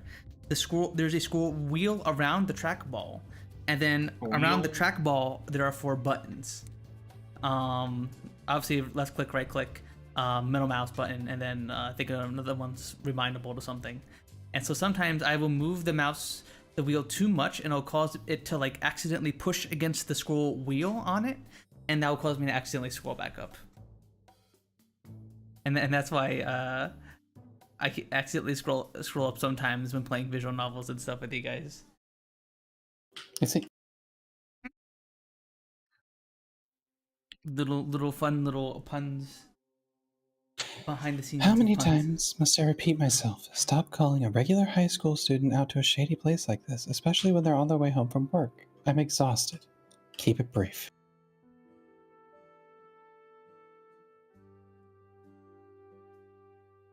Oh shit. Work, huh? You should quit that crazy joint. Looks like there's plenty of night jobs around here that pay better too. Ugh. Ew. Federico continues to be the worst character. Not doing it for the money, Federico. It's the atmosphere that keeps you here. It keeps you there, isn't it? It's the atmosphere that makes me want to quit, actually. Mihara finds herself at Milk Crown once more. Milk Crown. Milk Crown once more. Ciel and Federico are perched. That's such a shit name. Yeah, especially for a bar. I can understand that for like maybe like a pancake place, maybe, or like a dessert place or something. But I wouldn't think of Milk Crown as like a bar name. Ciel and Federico are perched on their usual seats. Naturally, Odette is nowhere to be seen. Might I ask where Odette is? Mihara heard the details from Mika, but opts to play the fool. This is their first gathering since Odette told him to leave the heavy lifting to her. Mihara finds herself curious about the two parties' exchanges between them and today.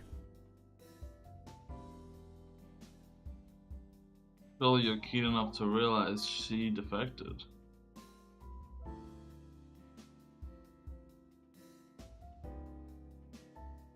What's more, she took the information I provided and used it to eliminate you, all while cooperating with your friend too.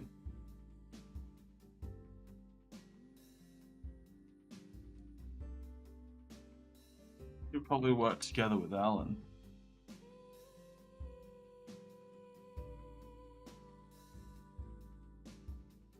What makes you say that? Just a hunch. Rika can't buy her way out of a paper bag, can she? That comment doesn't sit well with Mihara, but she lets Federico continue. The news was talking about some dude that got shot but disappeared. Alan's the only one who could have pulled that off. Good point. That leaves us with the issue of whether or not Odette and Alan are still working together. Rinka may as well, maybe as well. We probably don't need to worry about her.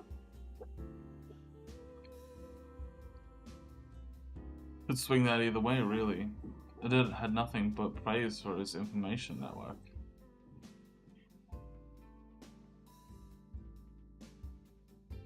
Well, that makes their elimination our top priority. Gail, Federico, and Miharu versus Rinka, Odette, and Alan. This is the situation the two are imagining, but Miharu knows this isn't the case. There are 3 teams, not 2. Gail and Federico, Miharu and Rinka, and Odette and Alan. 2 versus 1.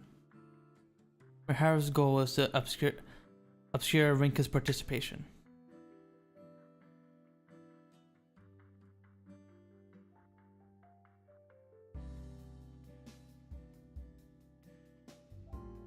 Taking both on at the same time That's seems me. like a recipe. Oh, that is you. What the fuck? Taking both on at the same time seems like a recipe for disaster. I could tell you his cause of death right now, but you still have no leads on his regret, right?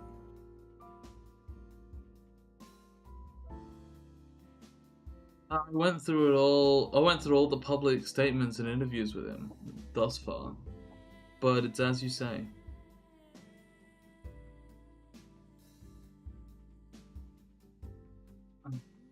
I've been looking into his personal life, but right now, all I've got is information about his family.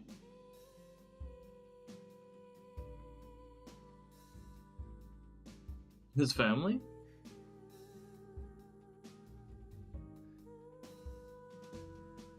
His mother died of an illness while he was young, and his father was murdered when he was 16. He killed his father? How'd that happen? Oh, murdered? How'd that happen? His father was running a small jeweler business on his own. He'd buy up ore from the mines within India and sell it off to the manufacturing companies themselves. I'm not sure if money is what changed him or not, but he just started to get greedy at some point. He started to loan money out to those who wanted it.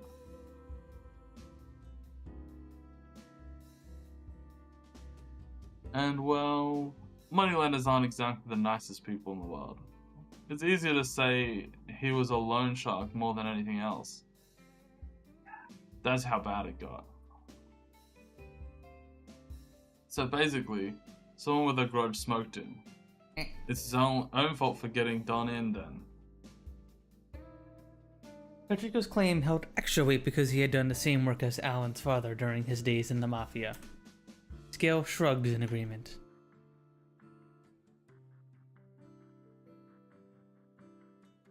Well then. Miharu is able to establish a link between this information and the cause of death she is privy to.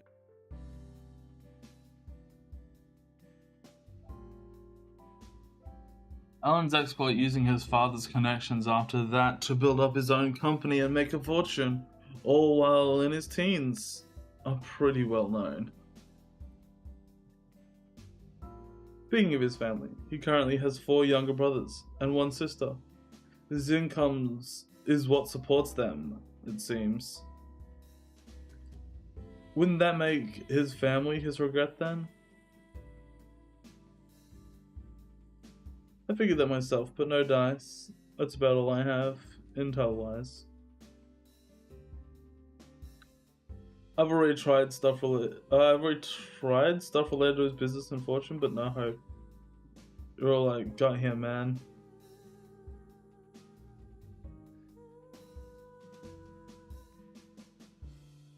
His family definitely seems suspect. I won't compromise anything myself, but I won't promise anything. Not compromise. What? I won't promise anything here myself, but I've already got a butt on the case. He'll get a hefty reward out of it, so I can't see him not coming through.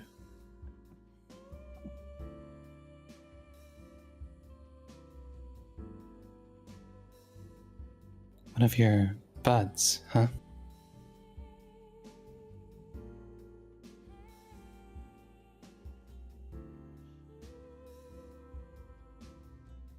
Oops. Can't risk revealing my own information here. Think of them as journalists of sorts. Journalists? Haru nods her head once again.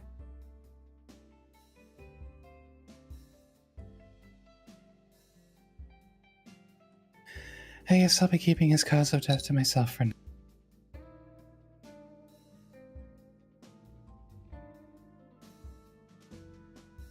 Huh? Why is that?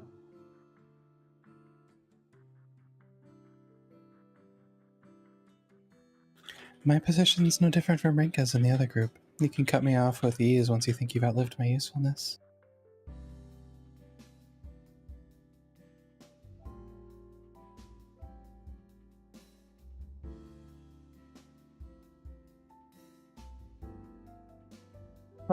Only natural to think like that. I'm fine with you keeping it to yourself until we uncover his regret. Makes it easier to proceed knowing we don't need to worry about his cause of death. Guess us two gotta put in the work then.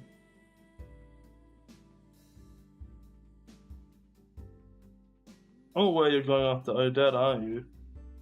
Must be tough going up against a former comrade.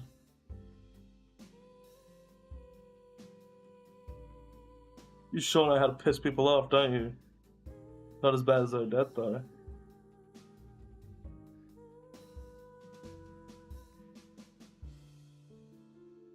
Anyway, I already figured out her cause of death. Really? When did you manage that?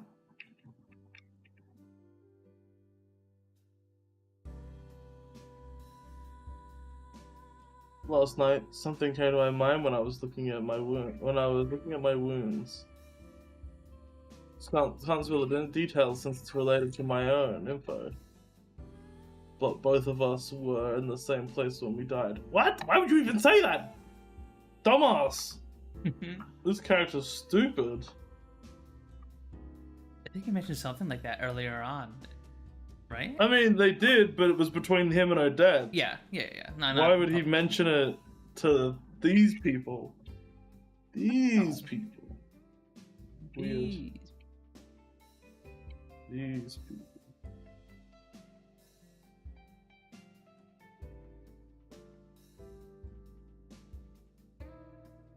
Did you read the She had a big wound. Oh, she had a big wound on her stomach back then.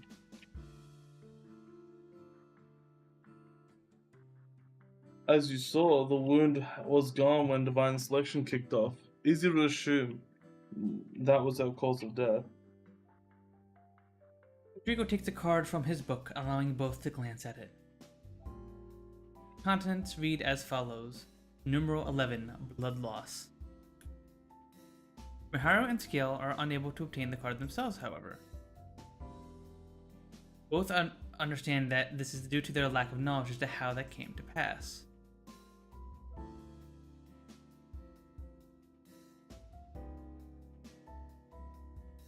Huh. I'm rather amazed you forgot about that until now. Shut it. Hard to remember the important stuff when you're stuck around that beast all the time. Beast. Mr. Beast! Wait.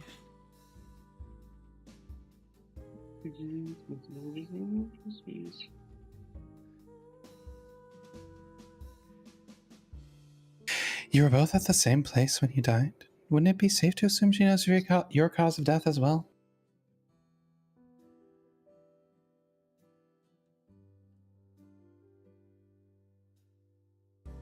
Yep, I figured that much. I guarantee she doesn't know my regret though. Because she would have fucking killed him already. Oh, bitch.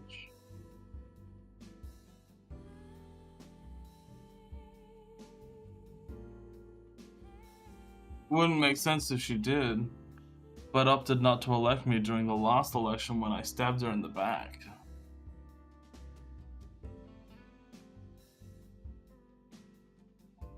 That does make sense.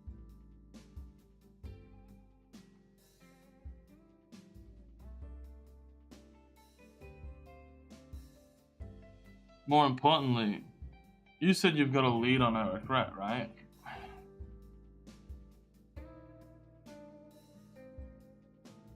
I recall you saying that too. Rodrigo has a good chance of electing her at this rate. Would you mind revealing that info to us? Do keep in mind that I only mentioned having a lead. I don't have a solid idea of what it is.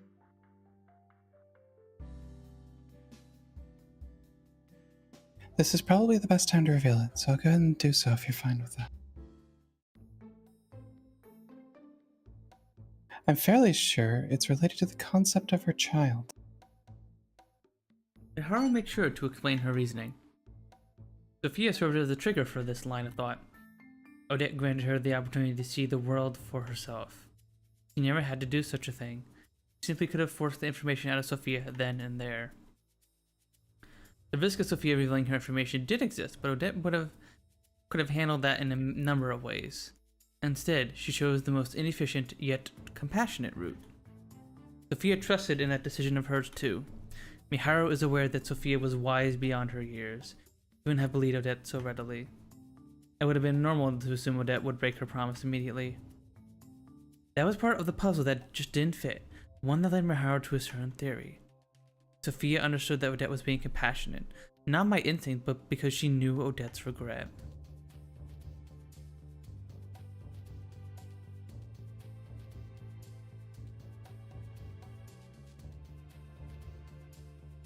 Be sure I mentioned before that she's the type to act based on emotions, not logic. She'd turn down or accept work based on them.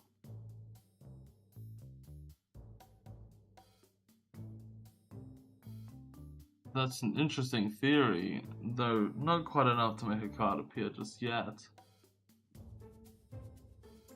It's mostly based on circumstantial evidence. What I'm about to say now is my own conjecture. What's your first? I was saying, was I supposed to say it more angry? He has like an angry expression on his face. Probably, because like they're trying to decide what their next move is, and like they're like, oh, can we try and take out Odette? So like they're like trying to think, I guess.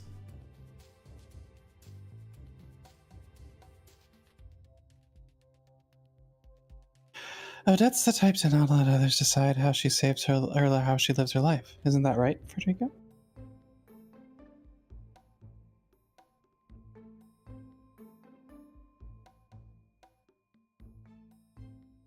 You ain't gonna find many people who refuse to take orders the way she does. Federico gives a clear answer and a deep nod.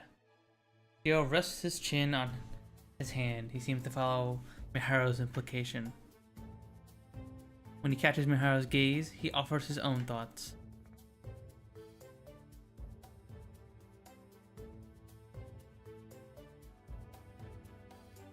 She's not married and has no children, as far as I know.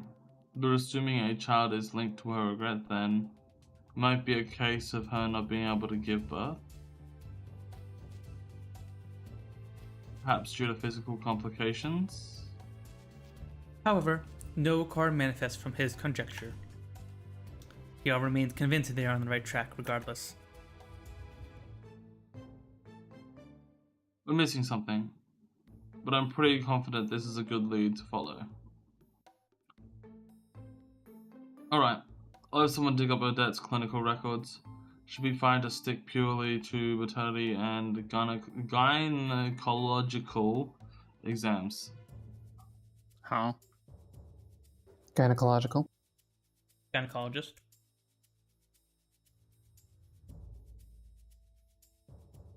That settles things then. I'll be going now, so get in contact when you find something out.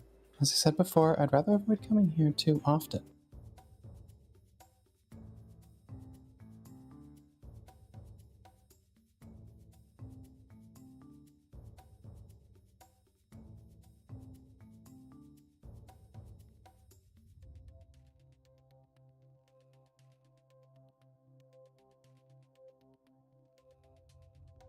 Wait. I don't mind if we go somewhere else. So how about we... I don't mind if we go somewhere else. So how about we keep hanging out? Ain't no problem if you leave in the morning. Ew. Then someone else take his character. Chico, get your goofy You're a scumbag, yaoi you know that? hands off of Miharu. Jesus. Oh. Miharu shoots Federico an icy glare before leaving. She has no idea that both those men wind up drinking till morning.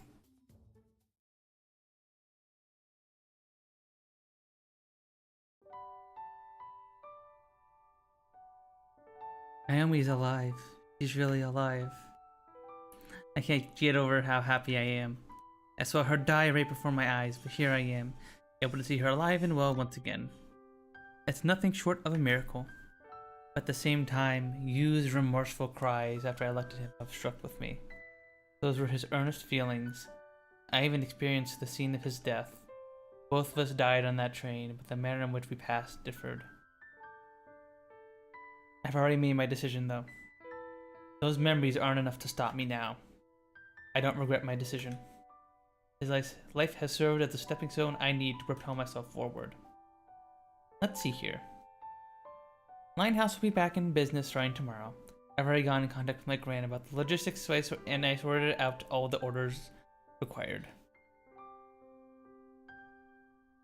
All I have to do now is go to bed, but I keep footsing on with my phone. Based viewers on get out. What?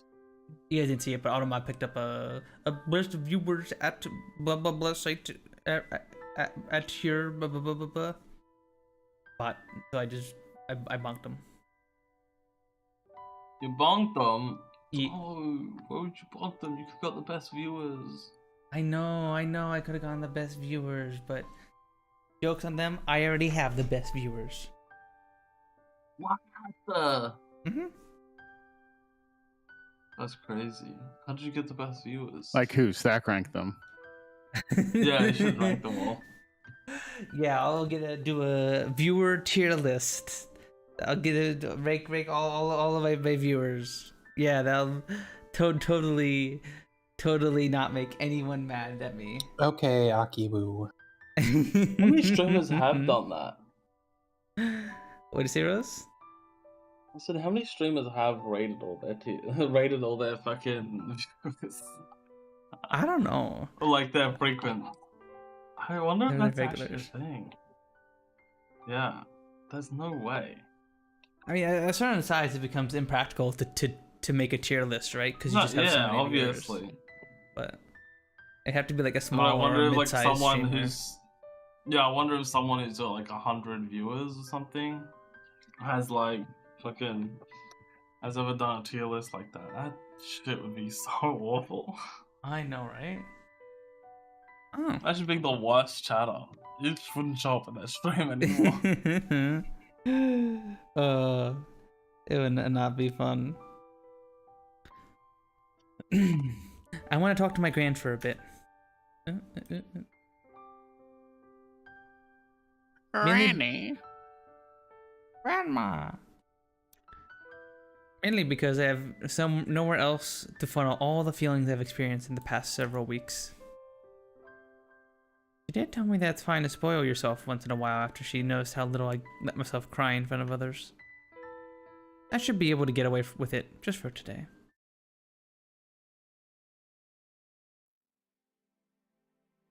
Yeah. We ended up talking a lot longer than anticipated. Well, it was mostly her because she blabbed on about when I was still a baby. It was topics she'd only touched on briefly before, about the time I was born. Apparently, my parent passed away in a fire immediately after my birth. She doesn't remember much about what happened herself, by nature of both shock and how busy she was at the time. No one remembers the actual time my mom gave birth to me. My dad probably would, but he's no longer here either. According to her, I was found crying in the smoldering ruins of the fire, almost like I magically appeared out of the flames. Gran also doesn't remember when she came to learn my name. However, she does remember that my mom was the one to name me Rinka, as well as the meaning behind my name. It all comes as quite a shock to me. The details of what happened were vague, but I was able to accept it, considering those who had witnessed it were gone. I'm well aware of what it's like to spend your days and days after a traumatic event. My memory lapse surrounding the events that led to becoming a participant in Divine Selection is proof of that. For my gran, this took place 16 years ago. It wouldn't be odd for something to trigger her memory, but as far as I'm concerned, there's no need for that to happen. I might have thought differently last month, but I'm not the same person as before. What makes you bring this up now? There's a noticeable pause. She's usually the type to give a quick and concise answer, so it's rare for this to happen. I hear her mulling it over for a moment before finally speaking up again. We finished the conversation off with some small talk before hanging up. She was acting a bit strange. A person's life is a miracle in and of itself. I just want you to know that. That did nothing to answer the question. She doesn't normally talk like that either. That was the first time I've heard her say such a thing. There was something about it, though. It set my heart ablaze.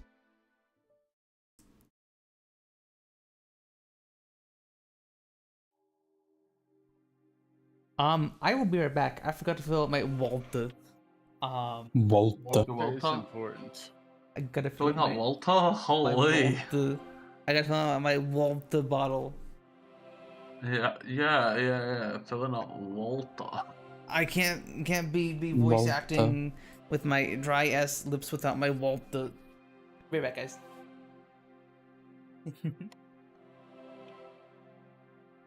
Filling out Walter is crazy.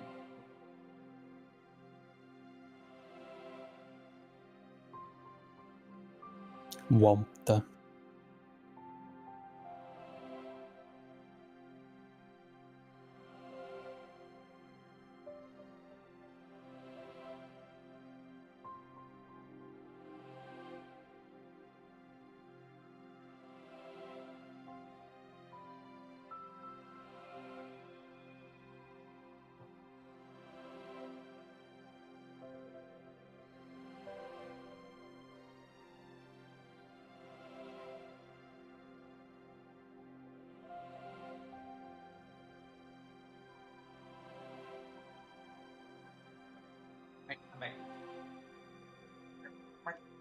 Right, I'm sitting in my chair, and now I'm putting my headphones on, and now I'm actually back.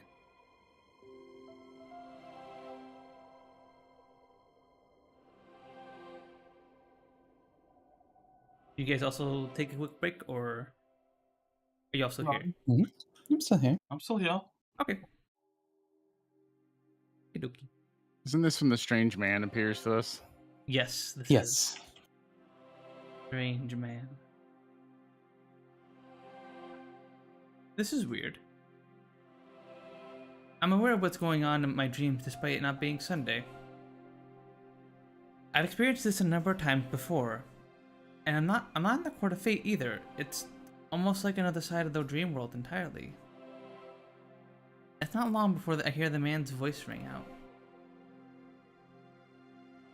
Hey there. Been a while. Or not. Perhaps I'm best off skipping the formalities.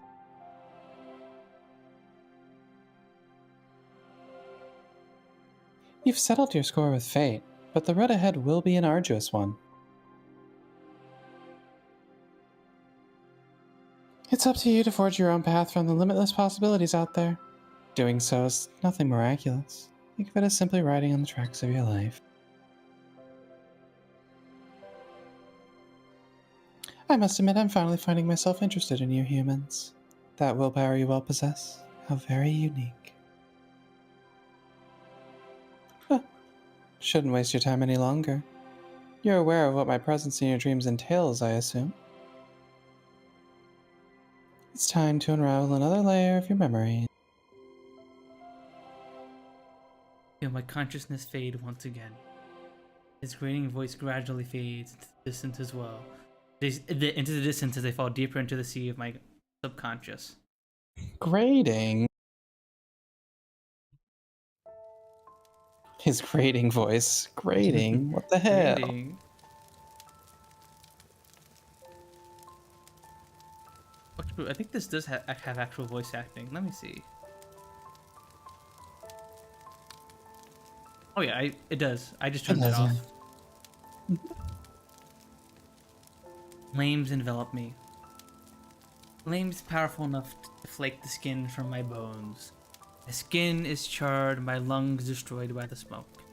My life turns to ash. My inability to move even my fingers tells me as much.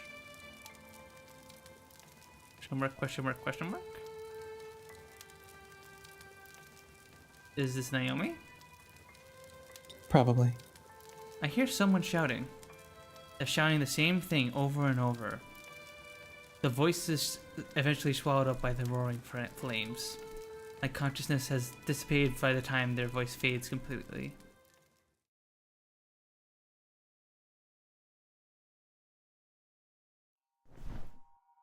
Ah! Another morning where I wake up screaming. Yeah, thanks for the memory of me slowly dying. Very, very cool. You know, maybe what Naomi was saying about them being a Roman or a Greek god isn't too far off, considering his this person's apparel. Oh, well, let me scroll up too far. Grr. This time, it's due to a frightful dream.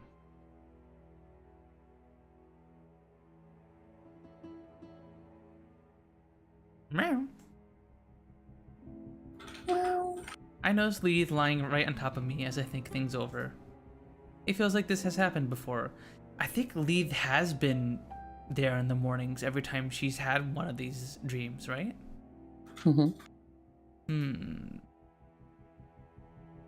Leith, you wouldn't be a secret god or something, would you? Surely not. Surely not. I figure that the contents of my dream are memories of a specific event. Memories of what I lost in my life and an explosion on the train.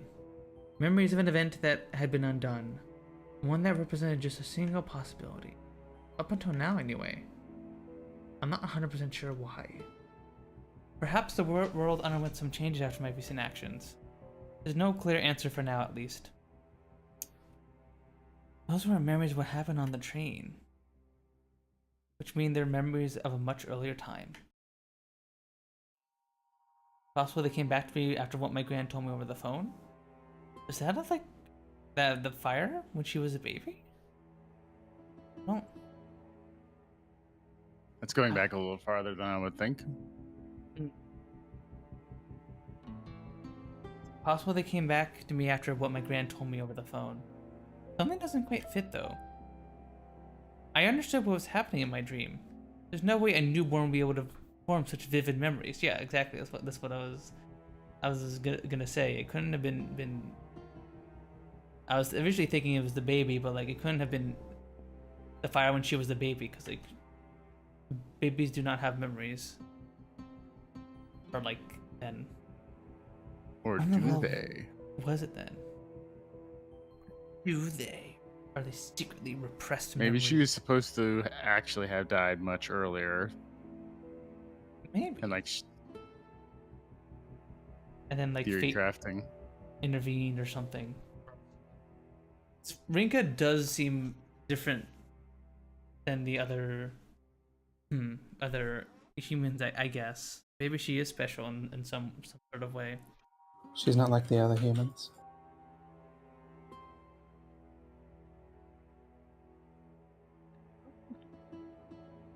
What in the world was it then? I ain't asking you, buddy. The only response I get is Leith's meow. That throws my concentration off a bit. I end up petting Leith for a bit before going on about my morning routine.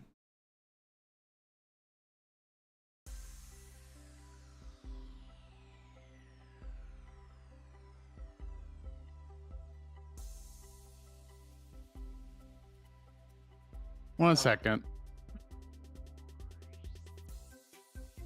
Well, just you and me again today. Mao and I go to the rooftop during lunchtime. My dream woke me up pretty early, so I had enough time to make my own lunch. Meanwhile, Mao's eating a fruit sandwich anpan, and strawberry milk to wash it all down. The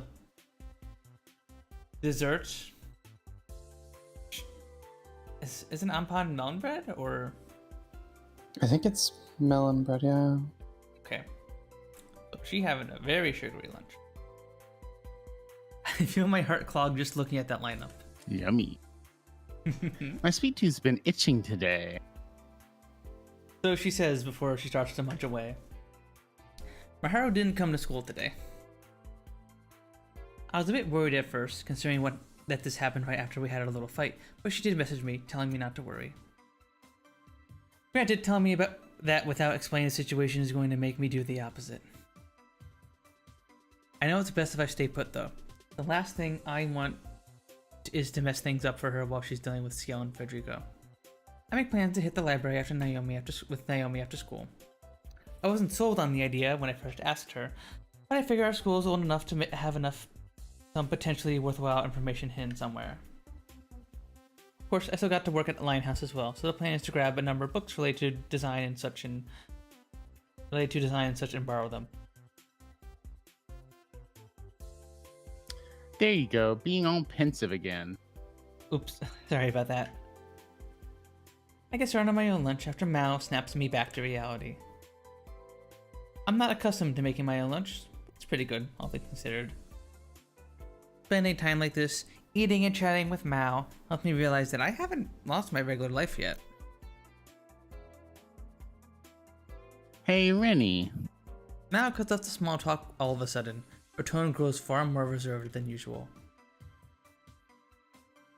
We were in the middle of half-heartedly discussing a shoujo manga, but I made sure to give her my full attention now.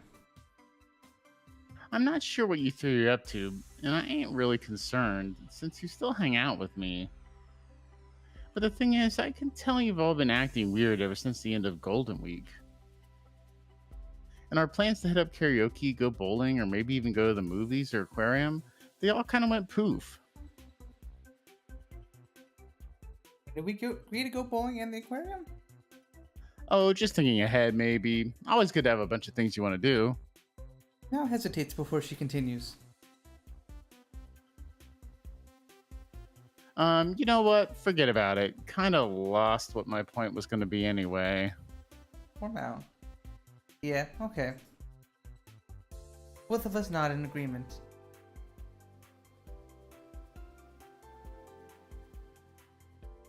We see each other a good amount already anyway. Following that, we return to our small talk. Discussion continues even after the bell rings. We make our way back to class.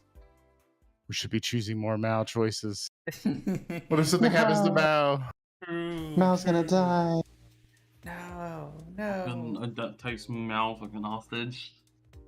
Uh-oh. No, that wouldn't do that. That's not it. That's the tactics. smartest thing to do. That's Alan Scorpions kind of thing. Rika, I've taken your friend hostage. Rinka, I've taken your platonic best friend hostage. Having taken the day off from school, Maharu finds herself in one of Shinjuku's expensive parks. At the park near Linehouse, a park dear to Rinka. Rinka isn't the one with her though. Oh. So here we are. Sure don't feel like no final destination. When did you realize I referred to this place? Ain't no way, I just up and realized it. Had to do some research, although it didn't take much. Clock towers like that one ain't too common in this country. Sorry, maybe that was a silly question. Even though you would struggle to connect the dots in a foreign country based on intuition alone, I am going to be talking to myself. Yep. Good luck. It's time for Yuki to talk to herself for another hour. Hihi, it's Martha once again. Both Miharu and Odette set their eyes back on the clock tower in the distance as they talk. Neither bothers to sit down. The situation with Come was no surprise to those who knew Odette well enough. Miharu was making her way to School as always when Odette showed up all of a sudden. All that followed was a simple request for Miharu to come with her before dragging her along by force. While it made it obvious how she must have treated Federico, Miharu still finds herself on edge. Her own awareness would prove meaningless though. Odette just wanted to visit an art gallery. Miharu figured that denying her proposition would require too much effort, so she opted to join her. They didn't go for the standard displays, however. Their sights were set on the seasonal art exhibition. It focused on easily one of the most famed artists of all time, Van Gogh.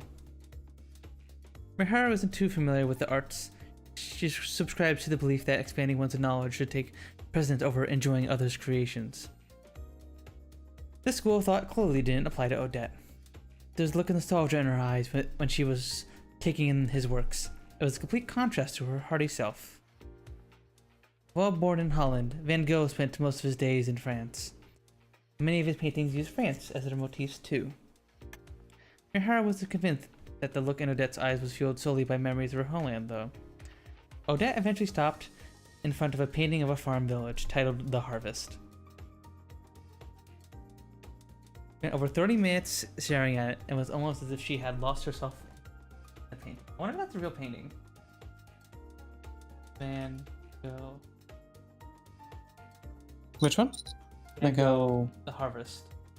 The Harvest? I think so.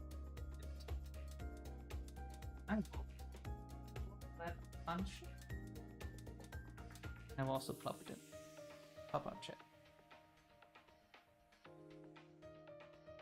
I imagine they probably can't display it for copyright reasons, but I will show it to you real quick chat.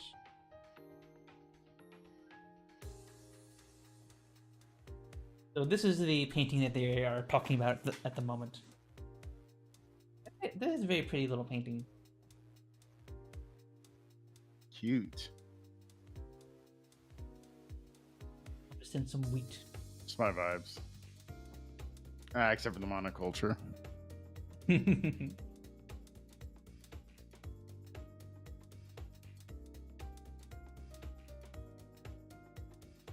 spent over 30 minutes staring at it. It was almost as if she had lost herself in the painting. Miharu made no attempt to speak to her during that time. She had every opportunity to leave, but she never took it. She was never able to figure out what Odette was thinking. However, the moment made Odette truly human to her. It was the same sensation as when she learned of the compassion she showed to Sonia.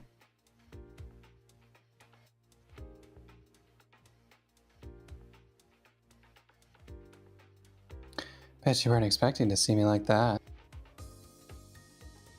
No kidding. The extent of your knowledge is no secret by this point. But I figured you were the type to snub the arts. Who knew you'd start paintings with the look of an entranced child?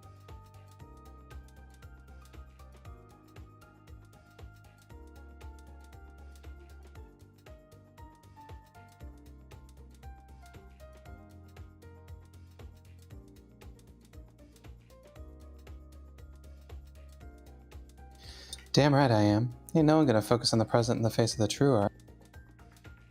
Odette casts her eyes to the sky as she speaks. A gentle breeze floats past us, bringing with it a murder of crows. Odette's choice of words leads Miharu to a certain idea.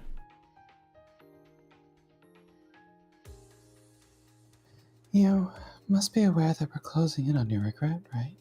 Don't tell me you called me out because of that.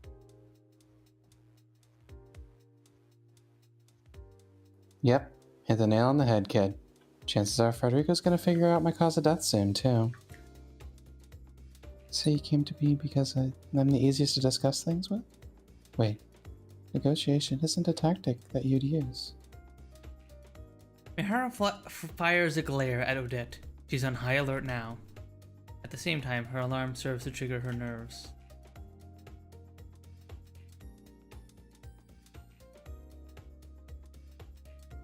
Relax. I ain't planning on doing anything to you.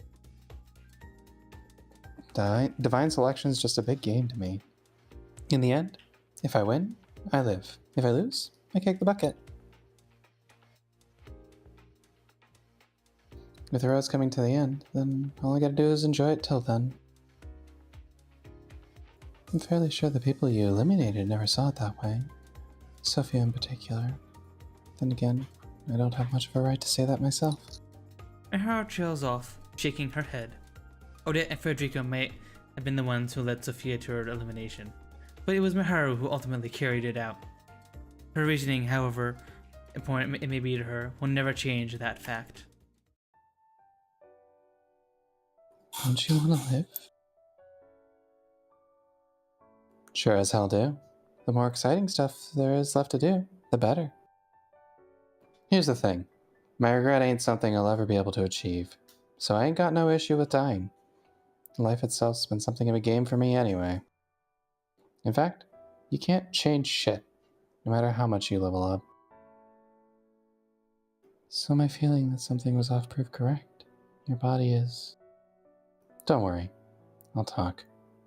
Consider it a freebie.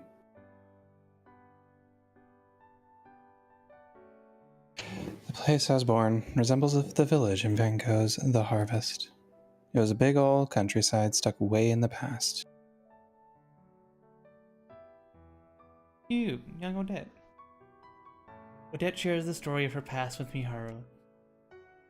Miharu takes it all in. There is no hint of sentimentalism as Odette reveals both her past and regret.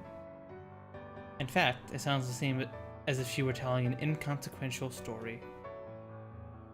Miharu finds himself unable to say anything for a while, even after Odette finishes. There's no easy way to sum up what she's just heard. As a fellow woman, harsh doesn't begin to describe it.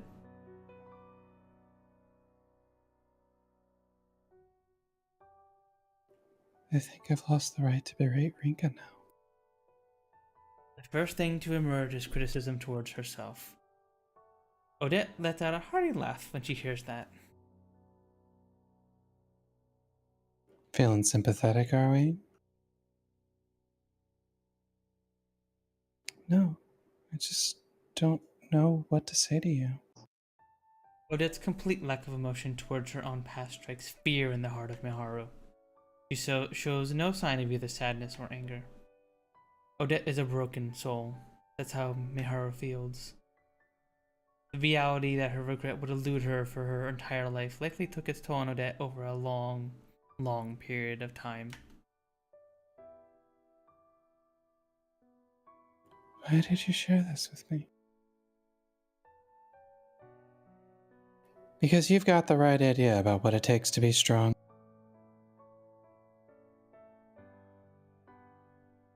I'm not quite sure what you mean. Miharu gives up trying to follow Odette. The concept of enjoying oneself holds more meaning than is imaginable. Miharu understands that much. She gets the hidden meaning behind doing what one can to enjoy the present.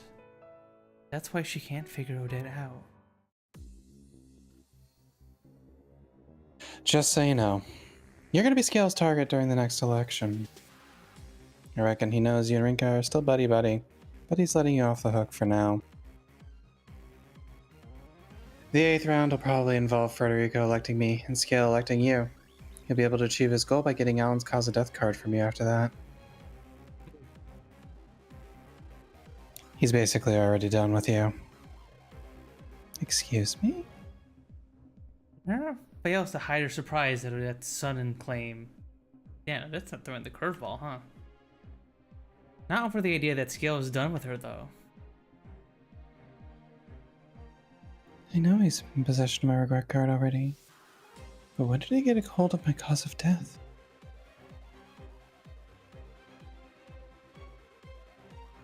Yeah, okay, so I was right. That counting of yours backfired. The fact that you always keep those wrists of yours hidden answers your own question, I'd say. No way. Miharu rubs her wrist on reflex.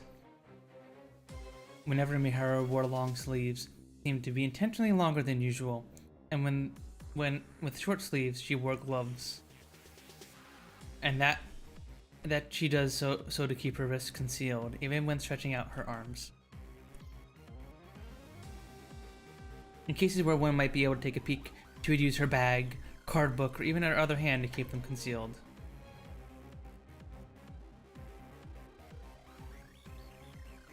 Ain't unusual for kids in puberty to slit their wrists. Take that plus a quick background check, and it's easy enough to figure out your cause of death. Even more for a guy like Scale. Damn.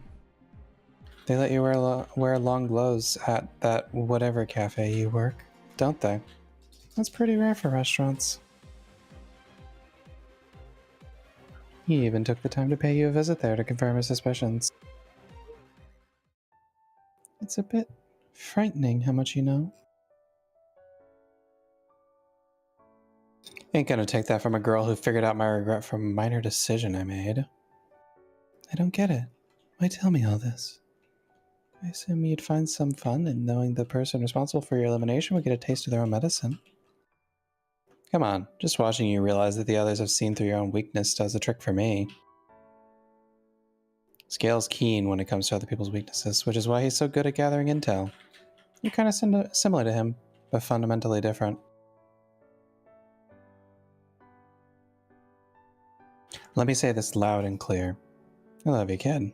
I meant that romantically. What the? Prize another Yuri couple? Huh? Huh? Huh? Huh? Huh? Huh? More Yuri. Oh, she's in high school. Hold up. Yeah. I mean, how old is Odette actually? Because fucking... I believe... I forget exactly how old Odette Probably is. still too old for her, but just... Yeah, still a little weird.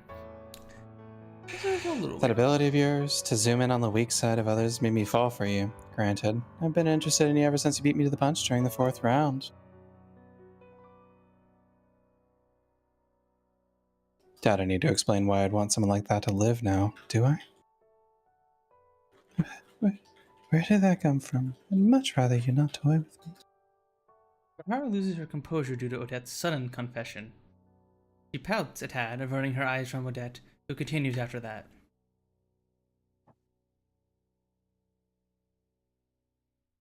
I ain't joking.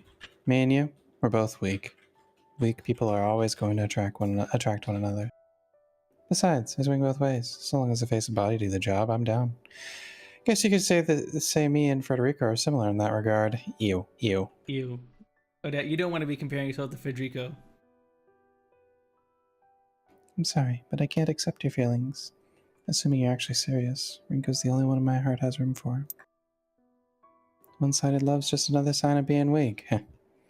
Though I gotta tell you, that girl probably ain't into what you're looking for. No, please. I'm not looking for anything. Yeah. What is Odette though? I mean, I think it's possible that Rinka's into women. I don't think it's like been completely. It definitely feels like it, but yeah, because like there have been multiple times where Rinka's been like, man, Miharu's body is so like, even like this episode, like when she helped Miharu up, she's like, oh my god, Miharu's body is so soft and warm. And like there have been other times where I think she was like looking at Odette and she's like, Jesus, Odette has like massive thighs or something like that. So I think Rinka swings that way, but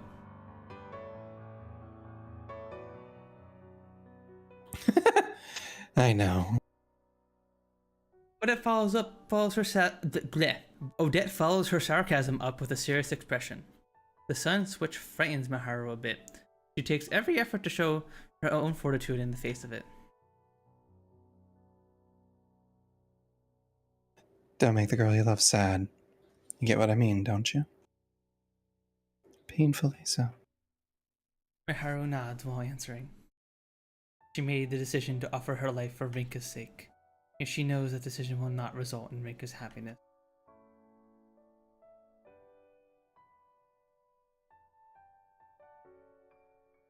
Just letting that Frederico's dumbass elect me ain't no fun, though. Want to help me out a little in exchange for turning me down so fast? Odette explains her plan without waiting for a response. While the idea takes Miharu by surprise, she nods in agreement. Atta girl. Knew I could count on you. Of course you can. Hey, I better not see you in hell, you hear me? Don't worry. The only place I'll end up is at Rinka's side. You. Making me all jealous over here. Anyway, it's been a pleasure. Adieu. Leaving Miharu with those final words, Odette walks off. Is this NTR?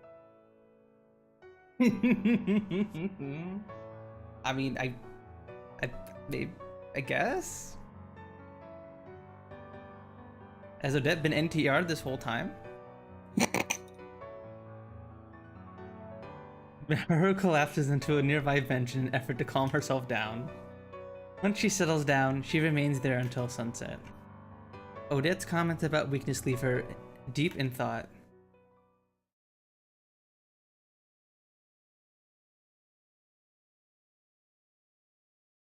The day after, once school has ended, Miharu calls Naomi to the rooftop. They face one another under a cloudy sky, for which it seems rain will pour any minute. Not only is it rare for Miharu to call Naomi, but Naomi also has nothing but bad memories of speaking to Miharu alone. Did you need something from me? Naomi poses her questions to Miharu, who remains silent. I remember what I said to you before we went through went to the theme park outside the Lionhouse. That's why I can't blame you for actively avoiding me. I wasn't trying to. No, that's not true. I was avoiding you.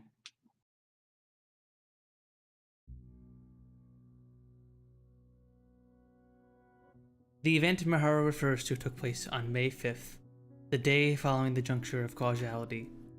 Why did I say it like that? Causality, there we go. The day all 12 participants' deaths were undone. Miharu had made her way to the Lionhouse in order to see Rinka. Doing so would allow her to reaffirm that she's truly alive, while also giving her the opportunity to remind Rinka about going to the theme park. Miharu had prepared herself to delve into the details of Divine Selection once they had gone. Not long after leaving Lionhouse, she came across Naomi.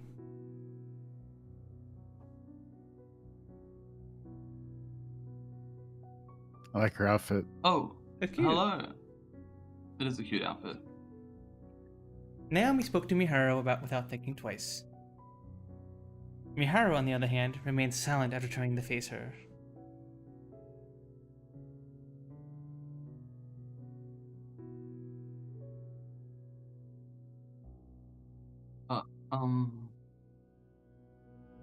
Tell me, do you like Rinka?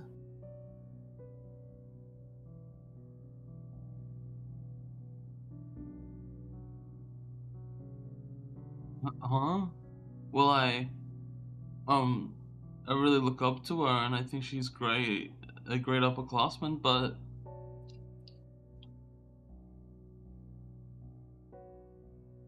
Is that all? If so, then please stop trying to steal her away from me. Steal her away? I love Rinka, not as a friend, but as a woman. Miharu promptly took her leave following that exchange. Naomi would end up making her way into Lionhouse afterwards, full of nothing but frustration. Dang.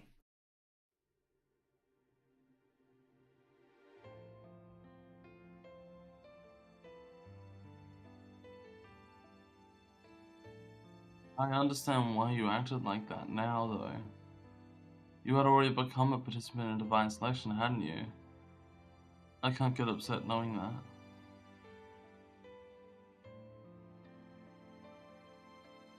My feelings aren't shallow enough that you could understand them. Miharu puts a wall between herself and Naomi as the latter attempts to get closer. She quickly realizes it too, covering her mouth with her hands as the side in room 1.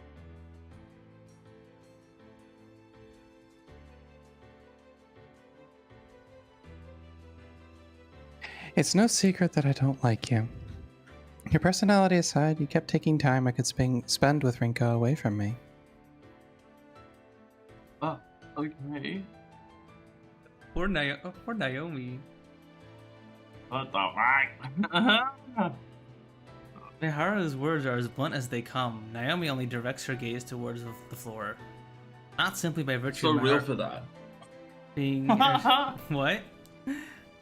She's so real for that. Not simply by virtue of Miharu being her senior. This is the first time anyone has outright stated their disdain for her. Getting super It possessive. was just me, Rinka, and Mao during our first year here. Mao knew I was in love with Rinka too, so she made sure to give us space whenever possible. Then you appeared. You used your position as Rinka's underclassman and that innocent personality of yours to draw her attention. Jesus, Miharu! Yeah, what the heck, Miharu?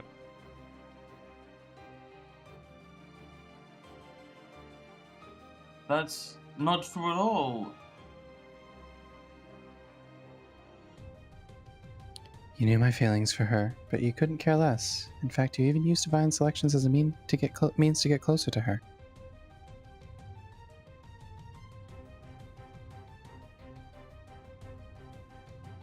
I tried to keep my distance precisely because I knew your feelings, but Ricky kept insisting that I join. You became someone truly important to her, though. I was left by the wayside. I don't know. I feel like there were plenty of opportunities in which Miharu could have hung out, spent more time with Rinka, but Miharu chose not to. Like there were. I feel like this is the character being flawed. This is a person who is unstable enough to fucking kill herself. Like, yeah. She is not fully well. No. Many such cases. I agree. Man, poor Naomi. Because like, regardless of whether like Naomi likes Rinka or not, that like it's still really mean to just be like, how dare you help out Rinka? How dare you help her divine selection? Grr. Naomi finds herself asking why she has to put up with this. True. Even so, she isn't the type to grow angry and argue back. All she can do is attempt to make Miharu realize she is misunderstanding things. Is that the reason you called me up here? If so, what do you expect me to do? The clouds looming overhead cast their shadows down, thicker and darker than before. The humidity in the air is almost crushing. I don't want you to do anything. Just stay the way you are. But I'd rather do something if my presence is upsetting you. The thing about my dislike for you is that it's only outmatched by my dislike for myself. I'm far too jealous and nasty.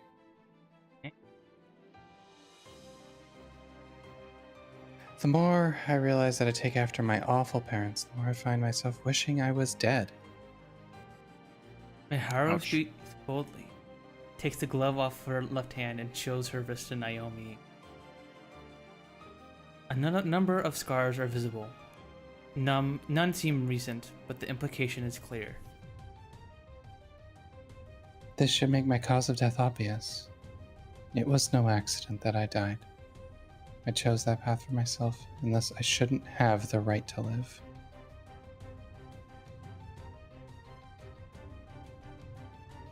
Miharu. She then immediately puts her glove back on. All that follows is a self-pitying smile towards Naomi. I may be a terrible person, and my death would only upset Rinka. I can't allow that.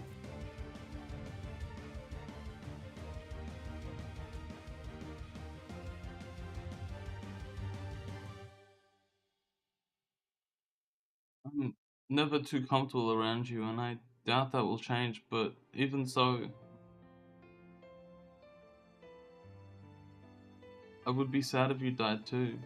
Just the idea of that happening scares me. I doubt I even need to say how sad Mal would be.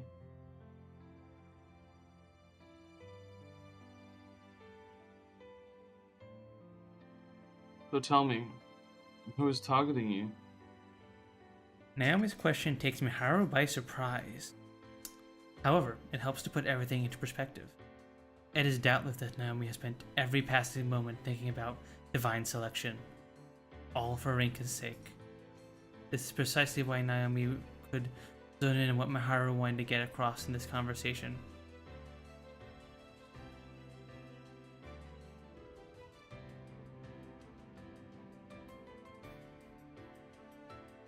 You told me all this because you know Rinka will do everything she can to protect you, didn't you?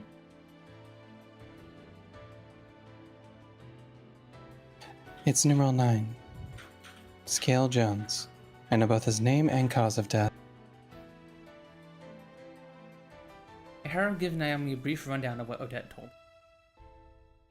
Naomi listens fervently, showing no concern over the fact that Miharu has just made her dislike for her clear. It's obvious what she wants. Miharu will search on her own as much as possible, but she also wants Naomi's assistance.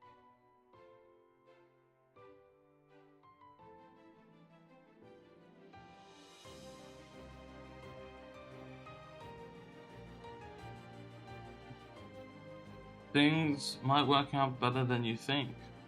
Rinka already has numeral 9's regret card in her possession. Really?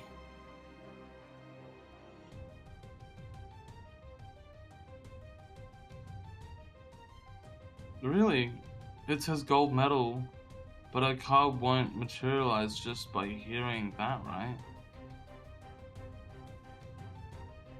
It is as you say. Don't worry, though. I've met him personally, so knowing that should be enough. Clouds begin to part, and the blue sky brightens the land once more. Miharu's face is lit up by rays of sunlight. Thank you, Naomi. You're far stronger than most would give you credit for. Fladge, hi Greasy, hi. Greasy. Hi, Greasy. The Greasy Jarvie. Greasy Javi. Said, Miharu makes her way inside. Naomi's surprise over the turn of events leaves her unable to follow suit for a moment. I mean, yeah, I can't blame her. Hey, I hate your guts. Also, I need your help for divine selection. Okay, thanks, bye. Like, damn, poor Naomi.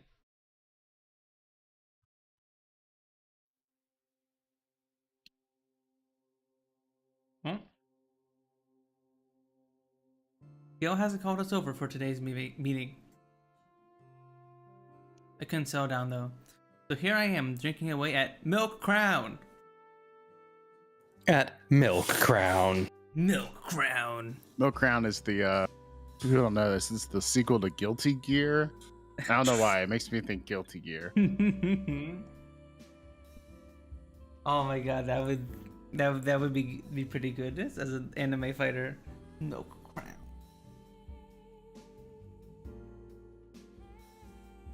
Not Guilty Gear. What am I thinking of?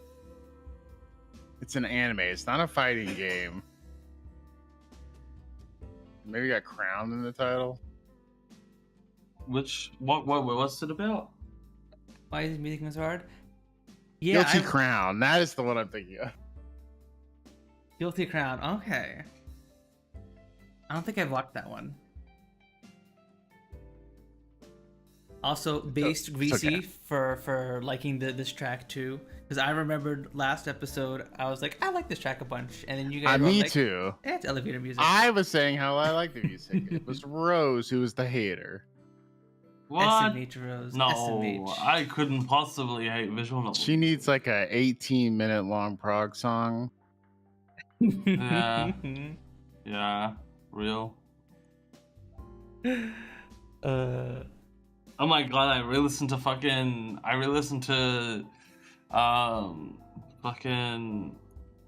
one of King Gizzard's albums. Ah, they're so good. King Gizzard is so good. And the super suit. I remember one time you were drunk and we were hanging out in the VC after I think one of the visual novel streams, and you showed me a bunch of Gizzard songs. They're pretty cool and weird. I re-listened to Polygon to Wonderland. It's such a weird name. It's a good album. It's a good fucking album. Okay. So where's the Field 12 Part 10? It's supposed to be Part 11. Epic. There we go. Greasy, we mean I don't know good music. I listen to mostly the same fucking music as you dumbass.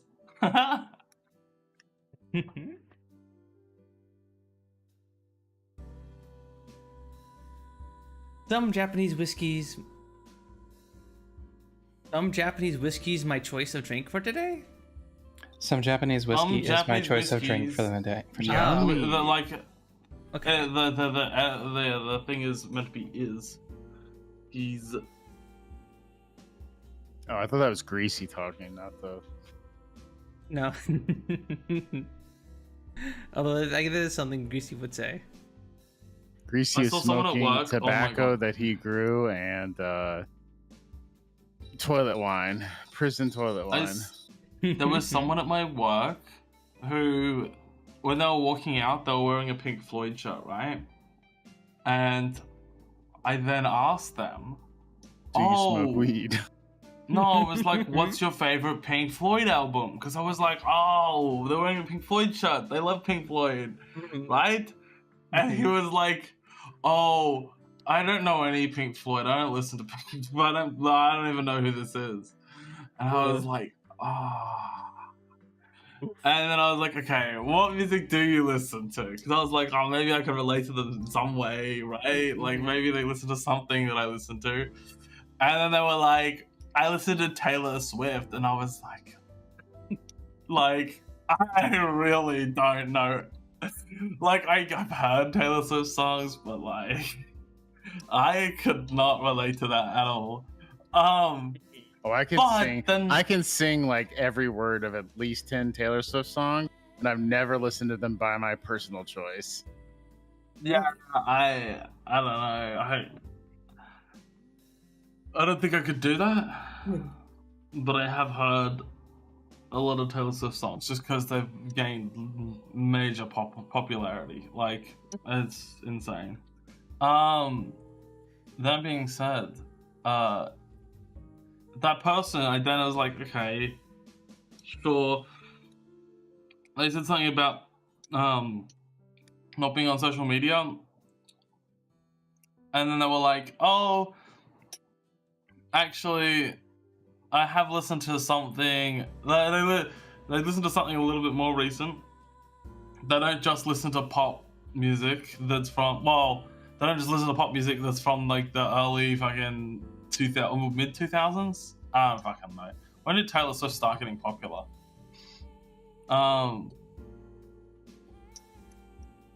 But they also liked Chaperone, so it's okay. I guess it's okay. You guess it's okay, girl. You need to be a little gayer for me. I mean, I like Chaperone, but like Taylor Swift, I don't know. I can't vibe with Taylor Swift. No, I can't vibe with Taylor Swift either. But I mean, Chaperone's all the Taylor Swift songs I know are literally from 2015. 2015, when I worked in an office and had like coworkers who loved to play it. Yeah. If you played like a Taylor Swift song, I don't know the name of any of them, but if you played one, I'd be like, "Oh, that's a Taylor Swift song," just because of how often I hear them on the radio. The only femboy who. No, also, I don't get it. Why did Chaperone pop off recently when Chaperone released shit like, was it 2 years ago? She wasn't popular. What do you mean? She popped off because she got a wave of recognition. Where did she get the wave of recognition? That's what I'm wondering. Like, what happened? It's just virality. It's just what happens. Yeah, but where? Like, why did she go viral? Like, what? Something has to happen for someone to go viral. Like, I guess I could just look it up. Yeah, I'm sure you could look it up. I'm sure there's a million TikTok? articles about Was it. it one of her songs like on a No, TikTok it wasn't that TikTok. got really popular? Okay. No, it wasn't TikTok. Like, I have no clue what it was. Because you would think that she released an album that like popped up, or like a single that popped off, and then everyone went and listened to her old stuff. But like, I have no clue. I have no clue because it doesn't seem like she released anything recently. Although I looked it up and it did said viral success of her song "Good Luck Babe." I knew that was the first single. Was it that?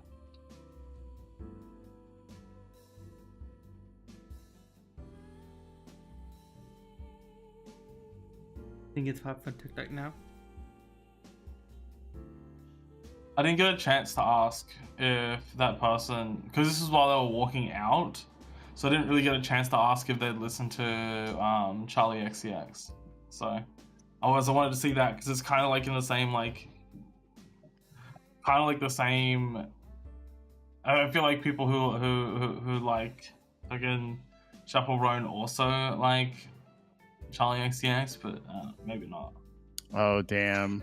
Yeah, it seems like Greasy is right. It was the combination of TikTok, Instagram, and touring marginally bigger artists, so like Olivia Rodrigo. Okay. At the time, anyway. Okay. That kind of checks out.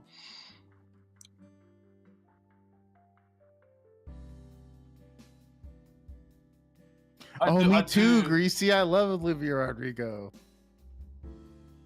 Honestly, I listened to Olivia Rodrigo.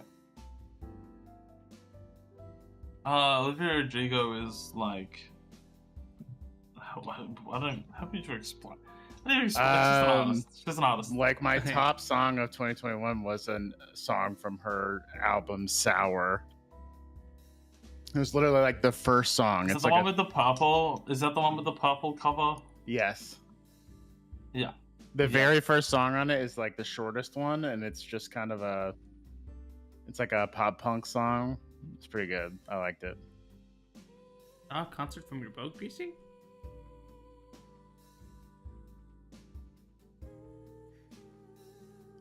I need you to elaborate on my boat. My boat, meaning fucking a little fucking kayak or like a. Or do you have like a Boston Whaler or something Greasy? Fucking yacht.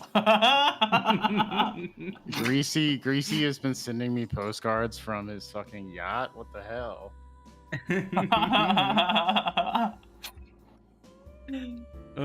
Greasy, what kind of boat are we talking about? I do have a Boston Whaler. I gotcha.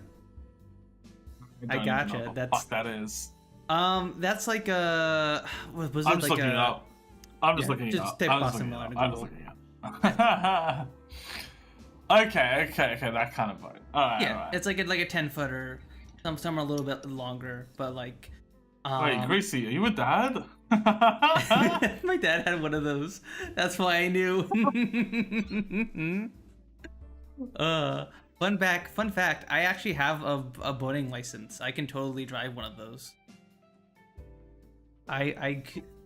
If I ever had to be like the escape boat in like a spy movie or something, I could legally drive that boat.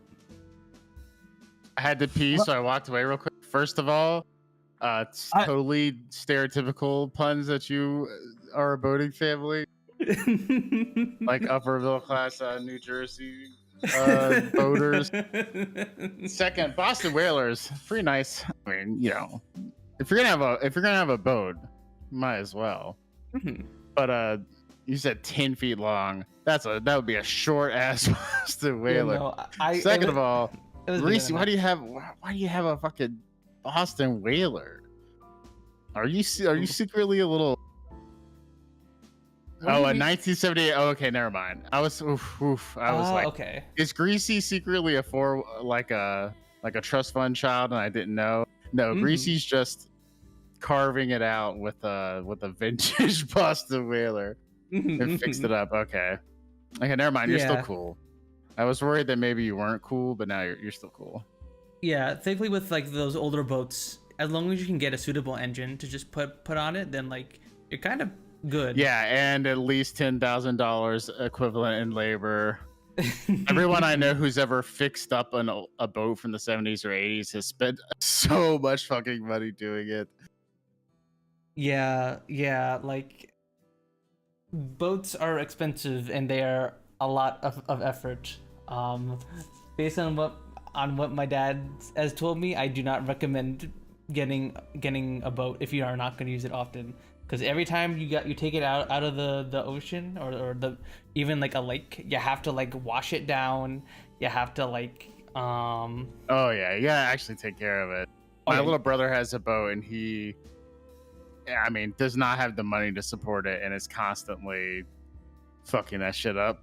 Mm-hmm. But I don't know if New Jersey has the same concept, but in the Southeast, I'm sure. I mean, I know you all know the phrase "salt life" because it's like a brand now, but it's usually used derogatorily to refer to like people who spend more than they can afford to live an idealistic outdoor lifestyle.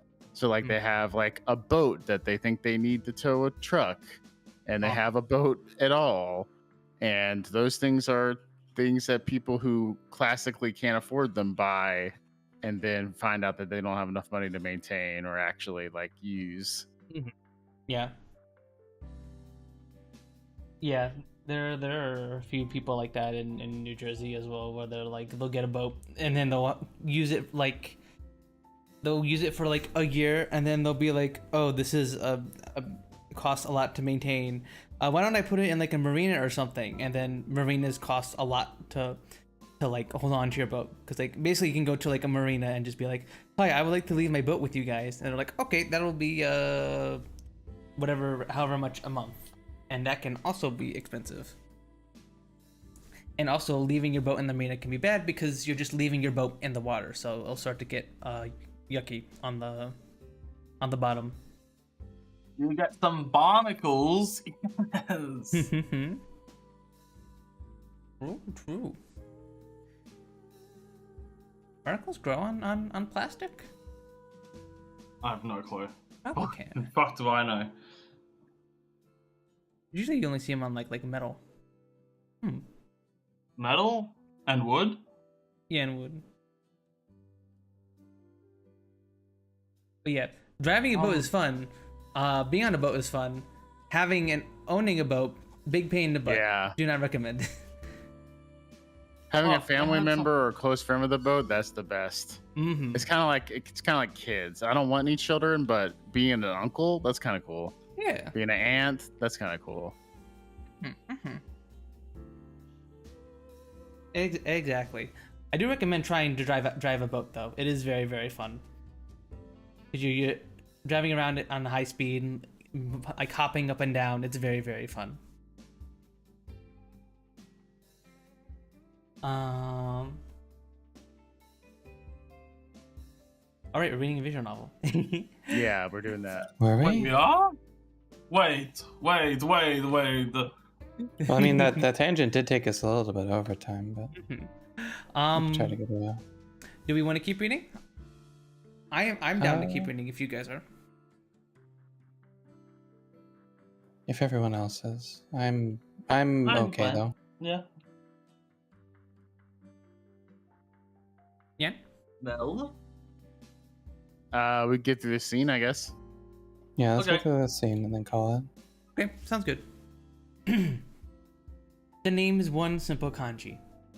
I can read it thanks to me having my card book on me, but I forgot the name itself thanks to not being too familiar with it. Which reminds me, I haven't touched wine for a while. Is this Federico or her scale? I was always with Odette whenever I had it, so I'd probably bring back memories of her now. Yeah, probably Federico. Yeah. And I gotta be honest, I don't mind drinking and arguing over stuff with her. Still, I'm the one who betrayed her.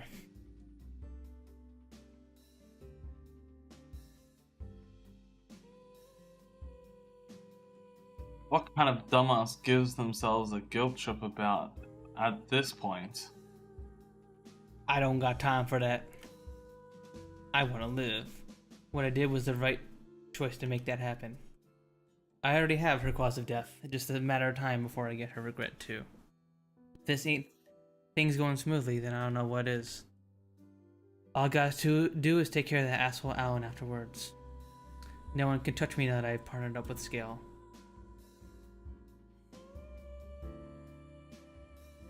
So, how do you plan to deal with Scale, dumbass? Or did you not think that far ahead?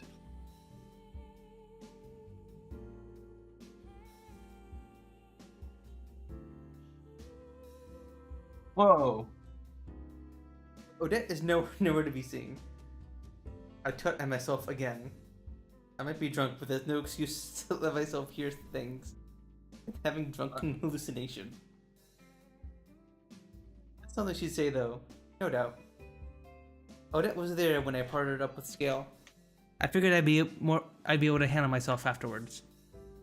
Here we are, and all I have is his name.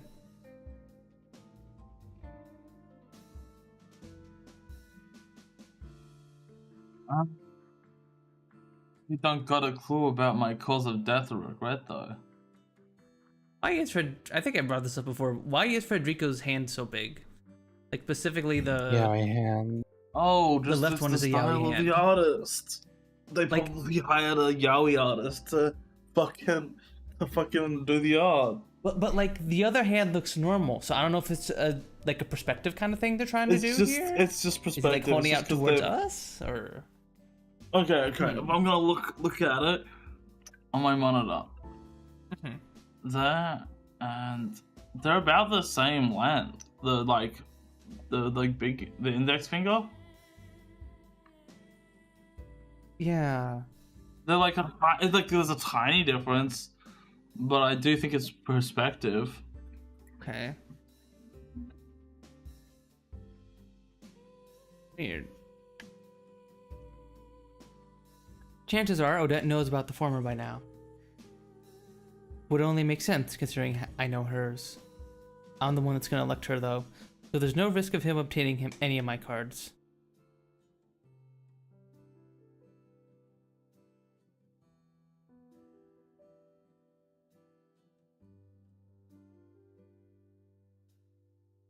In fact, Odette might already know this information.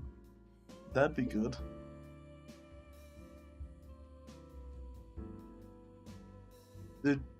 Okay, I was gonna say, did you hear me say it? No, I was checking something. My bad. Thinking that Okay. I ordered I another just whiskey on don't- the rocks. Nah, he ain't having that. Let me order for him instead. And just who the hell do you Odette? Oh no, the alcohol hallucinations are getting stronger. Dan's Catcream What the- rating us with Dan! a party of 20. Thank you for the raid, Dan. What the heck? Thank you. Yippee! ×2. Welcome on in, everybody. Penis ass raid. Penis ass raid. Ram. What the? How was your stream, Dan? Kremska cream. That's creme. What'd you get up to? I peeked in a bit earlier and I saw you were yapping. Was that all you did? Just did a little bit of yapping? I'm mushy. I asked the car. Hi. We're playing Fatal 12 at the moment. We are. It is a battle royale visual novel with a little bit of Yuri in it, and actually this episode has had quite a bit of Yuri. We've had we have a Yuri love triangle, and Odette also likes Miharu, so that's like what, like a triangle with like a line poking out to the side. Yeah, but is she being real about that, or is she saying that to manipulate Miharu? That's a good question. We don't know yet, Rose. We don't know yet. Yuri, yeah. Mm-hmm. Yeah, Moshi. We got all sorts of Yuri. What's it like drinking on your own, punk? LTT. We got normal Yuri, we got toxic Yuri, we got whatever you call Odette liking Miharu Yuri. Extra toxic? Extra toxic, yeah. Odette plants herself in the seat next besides me before ordering a bottle of some French red wine. I can't help but stare at the deep red liquid cascades into the glass.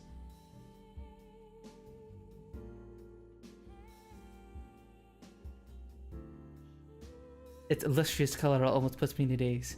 Who the fuck is the middle two people? I don't recognize the names. Waka? That's what they like. The Yuki and Yan like to be called on stream Mushi. Oh no, I don't mind being called Catherine. Well, no, I just remember I asked you at one point if you wanted to be what you wanted me to call you, and you said you sticking with Yuki and Yan was fine. So I was like, Either okay. way is fine for me. Yeah. Yeah, if you two want the overlay changed, I'm sure Punz will be happy to do it. Yeah. I just kept it as Yuki and Yan just because that's what we've been using since. I think we even like started the playthrough before you started using those names. I think. Okay, Either way is Greg. fine. Crazy. Call me Greg. I prefer Yavi.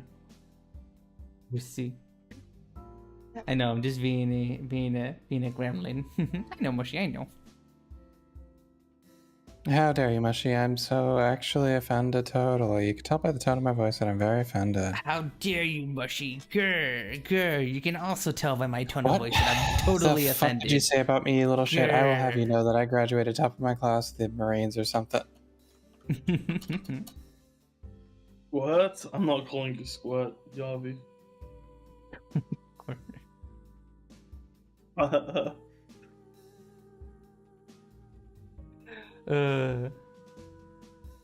gotta say. Sorry, most pet names that I give cost extra. Anyways, you gotta say. I gotta say, while Italy might have the best food and best wine, France is a close second. That fact never changed, not even after backstabbing Odette. Let's kick off this meeting with some small talk, eh? Some small talk, aye? Bit hard when I don't got anything to say to you in the first place. So I say, yet we end up talking about all sorts of stuff while enjoying our wine. We'd been working together for over a month. I've gotten accustomed to chatting away with her. Kinda hard to drop that habit cold turkey. You had a thing for me, didn't you? Odette brings an odd topic out of nowhere right around the time we finish our first bottle. Sure sounds like something a kid in school would say. I ain't no She kid not though. have children because she's gay? Is that the reason? Is that actually it? She doesn't like men, so she's not gonna have a child? Didn't she just say she swung both ways though in an earlier scene? Yeah, she swings both ways. I didn't hear the swings both Yeah. ways. Okay, Anyways, okay. look it. I do want to know. And you know, look, I ain't no kid though. That won't be enough to throw me off.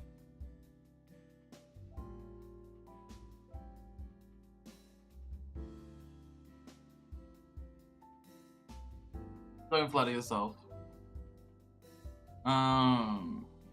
Ain't no freedom with a woman like you. Really? To me, it seemed like you gotten used to being on my leash. Dang. Almost like you'd been in a similar relationship once before.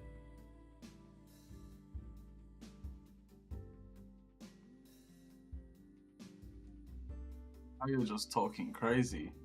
You and her ain't got nothing to. Ooh. Ooh. I cut myself off for glaring at her. Federico confirmed subby? Subby?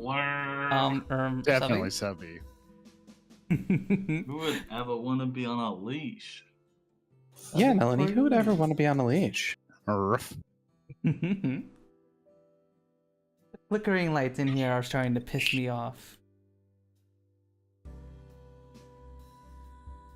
You set me up, didn't you? 1 second. Catherine is received my curse and she spilled a drink on her keyboard. No. She's taking her time flipping the keyboard over. Another one taken by the Punz streak. Spilled drink in forever. I say that now. I'm gonna have wine all over my fucking carpet tonight.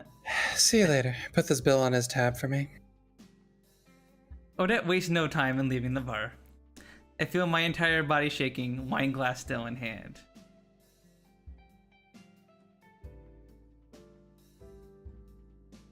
You did it. The shock of what just You got happened the sobers me regret. right up. Now I see why she came in the first place.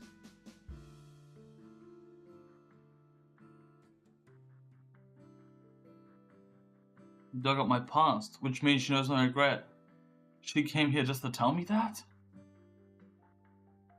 I slam my money down on the table before throwing the bar door open and running out.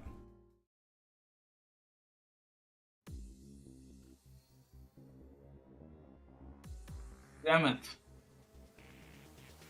I can't hold my frustration in after I get back to my hotel. I kick the sofa over and chuck pillows at the bed. I'm just letting all my anger spill out. Actually destructive.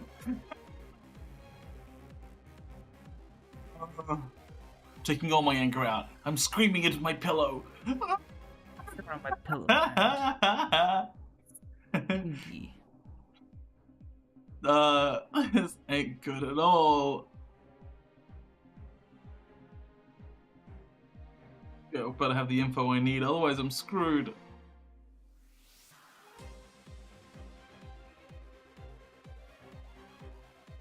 I can fend her off as long as I've got all the info I need on. I catch myself mid-panic. You know that won't be enough, damn it. Are you gonna go down without ever besting her? Assuming we end up electing each other, chances are we'll cause a standstill. The cards that we both hold will disappear as a result, meaning we won't be able to carry out any elections in the future. Then I'll just be living in fear of her. Now I know what I need to do. I gotta eliminate her, no matter what. It's vital to me. If I can surpass Odette, then I can crush Scale as well. That's the conclusion I reach as I clean up my room that I just trashed. Oh, he trashes it, then also cleans it up. Oh my god.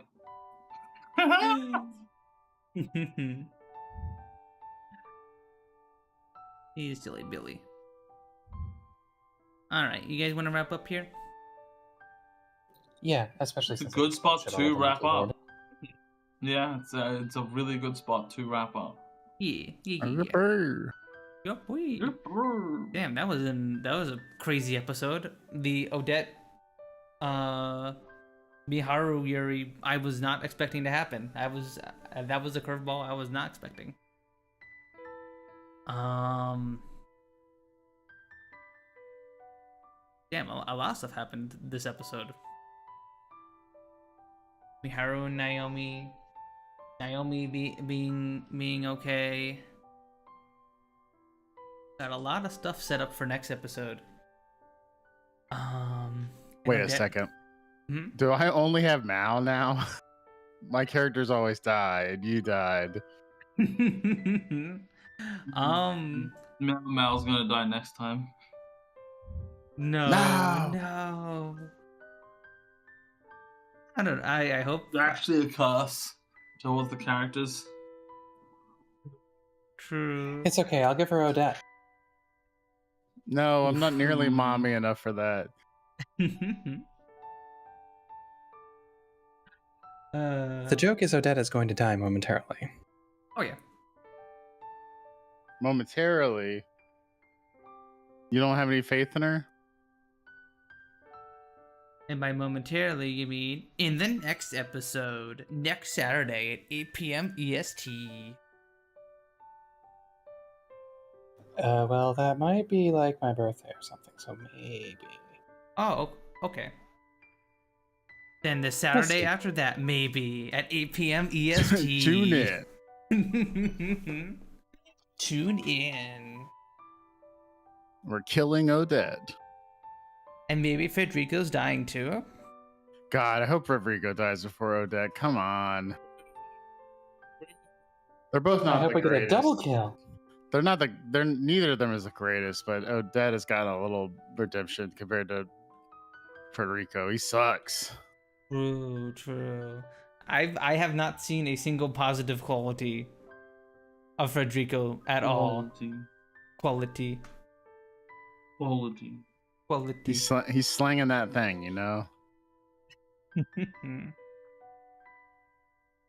But yeah, that's going to be it for stream for tonight, everyone. I hope you all had a wonderful time, and I will keep you guys updated about whether or not we're doing it we're continuing this next Saturday or the Saturday after that. We'll keep you guys updated in Discord.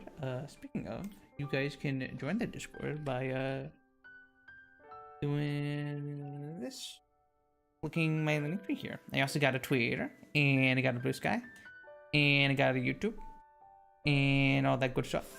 If you guys want to follow me there. Instagram? True, I probably should make an Instagram for posting my shorts on Instagram. I love those Instagram reels. I see other VTubers there. Even Femboys. Femboys. Sign me up. True, Greasy, true. I also have a YouTube. If you guys want to follow to me on YouTube. Obviously, got 200 subscribers on there. It's pretty awesome. I'm getting closer and closer to monetization. No, I do not have a Truth Social. I do not think I do not think I have any plans to be one. Not a fascist Femboy. What the fuck? First one. No. What the? Okay, not all the femboys. Not all femboys are like that. What are your thoughts on War Thunder? I've never played War Thunder. I would not leak I would not leak classified information about military documents onto the forums if I did. I think it was in the Discord, but yeah, you know. Wasn't it? I thought it was in Discord, and it was specifically to prove someone wrong. It was like someone said something about a certain tank, and they were like, no, actually these are the real specifications of the tank. And it was like leaking shit. I thought they were on the official forums, not the Discord. I think it was Discord. I can check though. Either way, hopefully we'll see you guys soon. We'll be doing see you guys on Tuesday for Punz and Pals with Kyrie. That's gonna be pretty awesome. And yeah. Whoa, Kyrie! I know her. Yeah.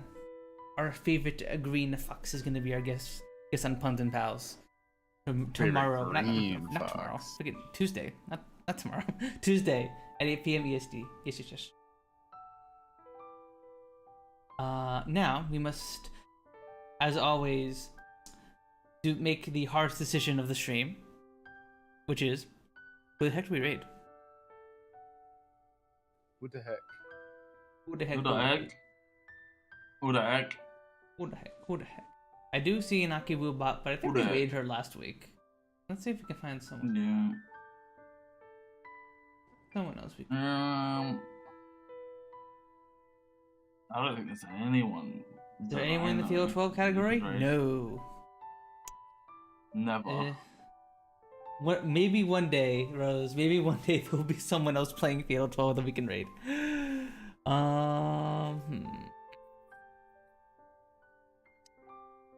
don't know a lot. And that'll be the end of the story.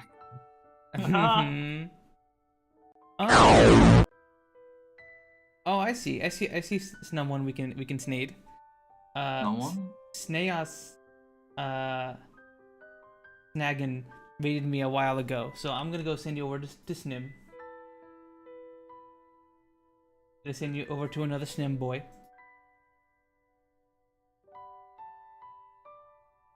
Go send him my snuv. Looks like he's doing some Helldivers snoo. Go send my snub to a fellow Snimboy. And Snan. Bye bye. I'm waiting for Snan guest. I would love to have Snan as a guest. Although, unfortunately, I think 8 p.m. is not a good time for Dan regularly, so it would be hard. But I would love to have Dan as a guest. Heck yeah. Snimboys. Dan works on Wednesdays. It's Wednesdays for us. Yeah. Yeah, exactly. Maybe one day Dan won't be working then, and we can maybe yoink him on real quick. Just like how we yoinked him on for Phil 12. Pachinko. But yeah, go send Chaos Dragon. I'll let you know if there's. Mhm. I was just gonna say I'll let you know if there's a public holiday on a Wednesday. Sorry. Hey Dookie. Sounds good, Bruce. But yeah, I'm gonna send you over to Chaos Dragon. Thank you all so much for hanging out with us today, and we'll see you guys all next time. Bye bye. Bye bye.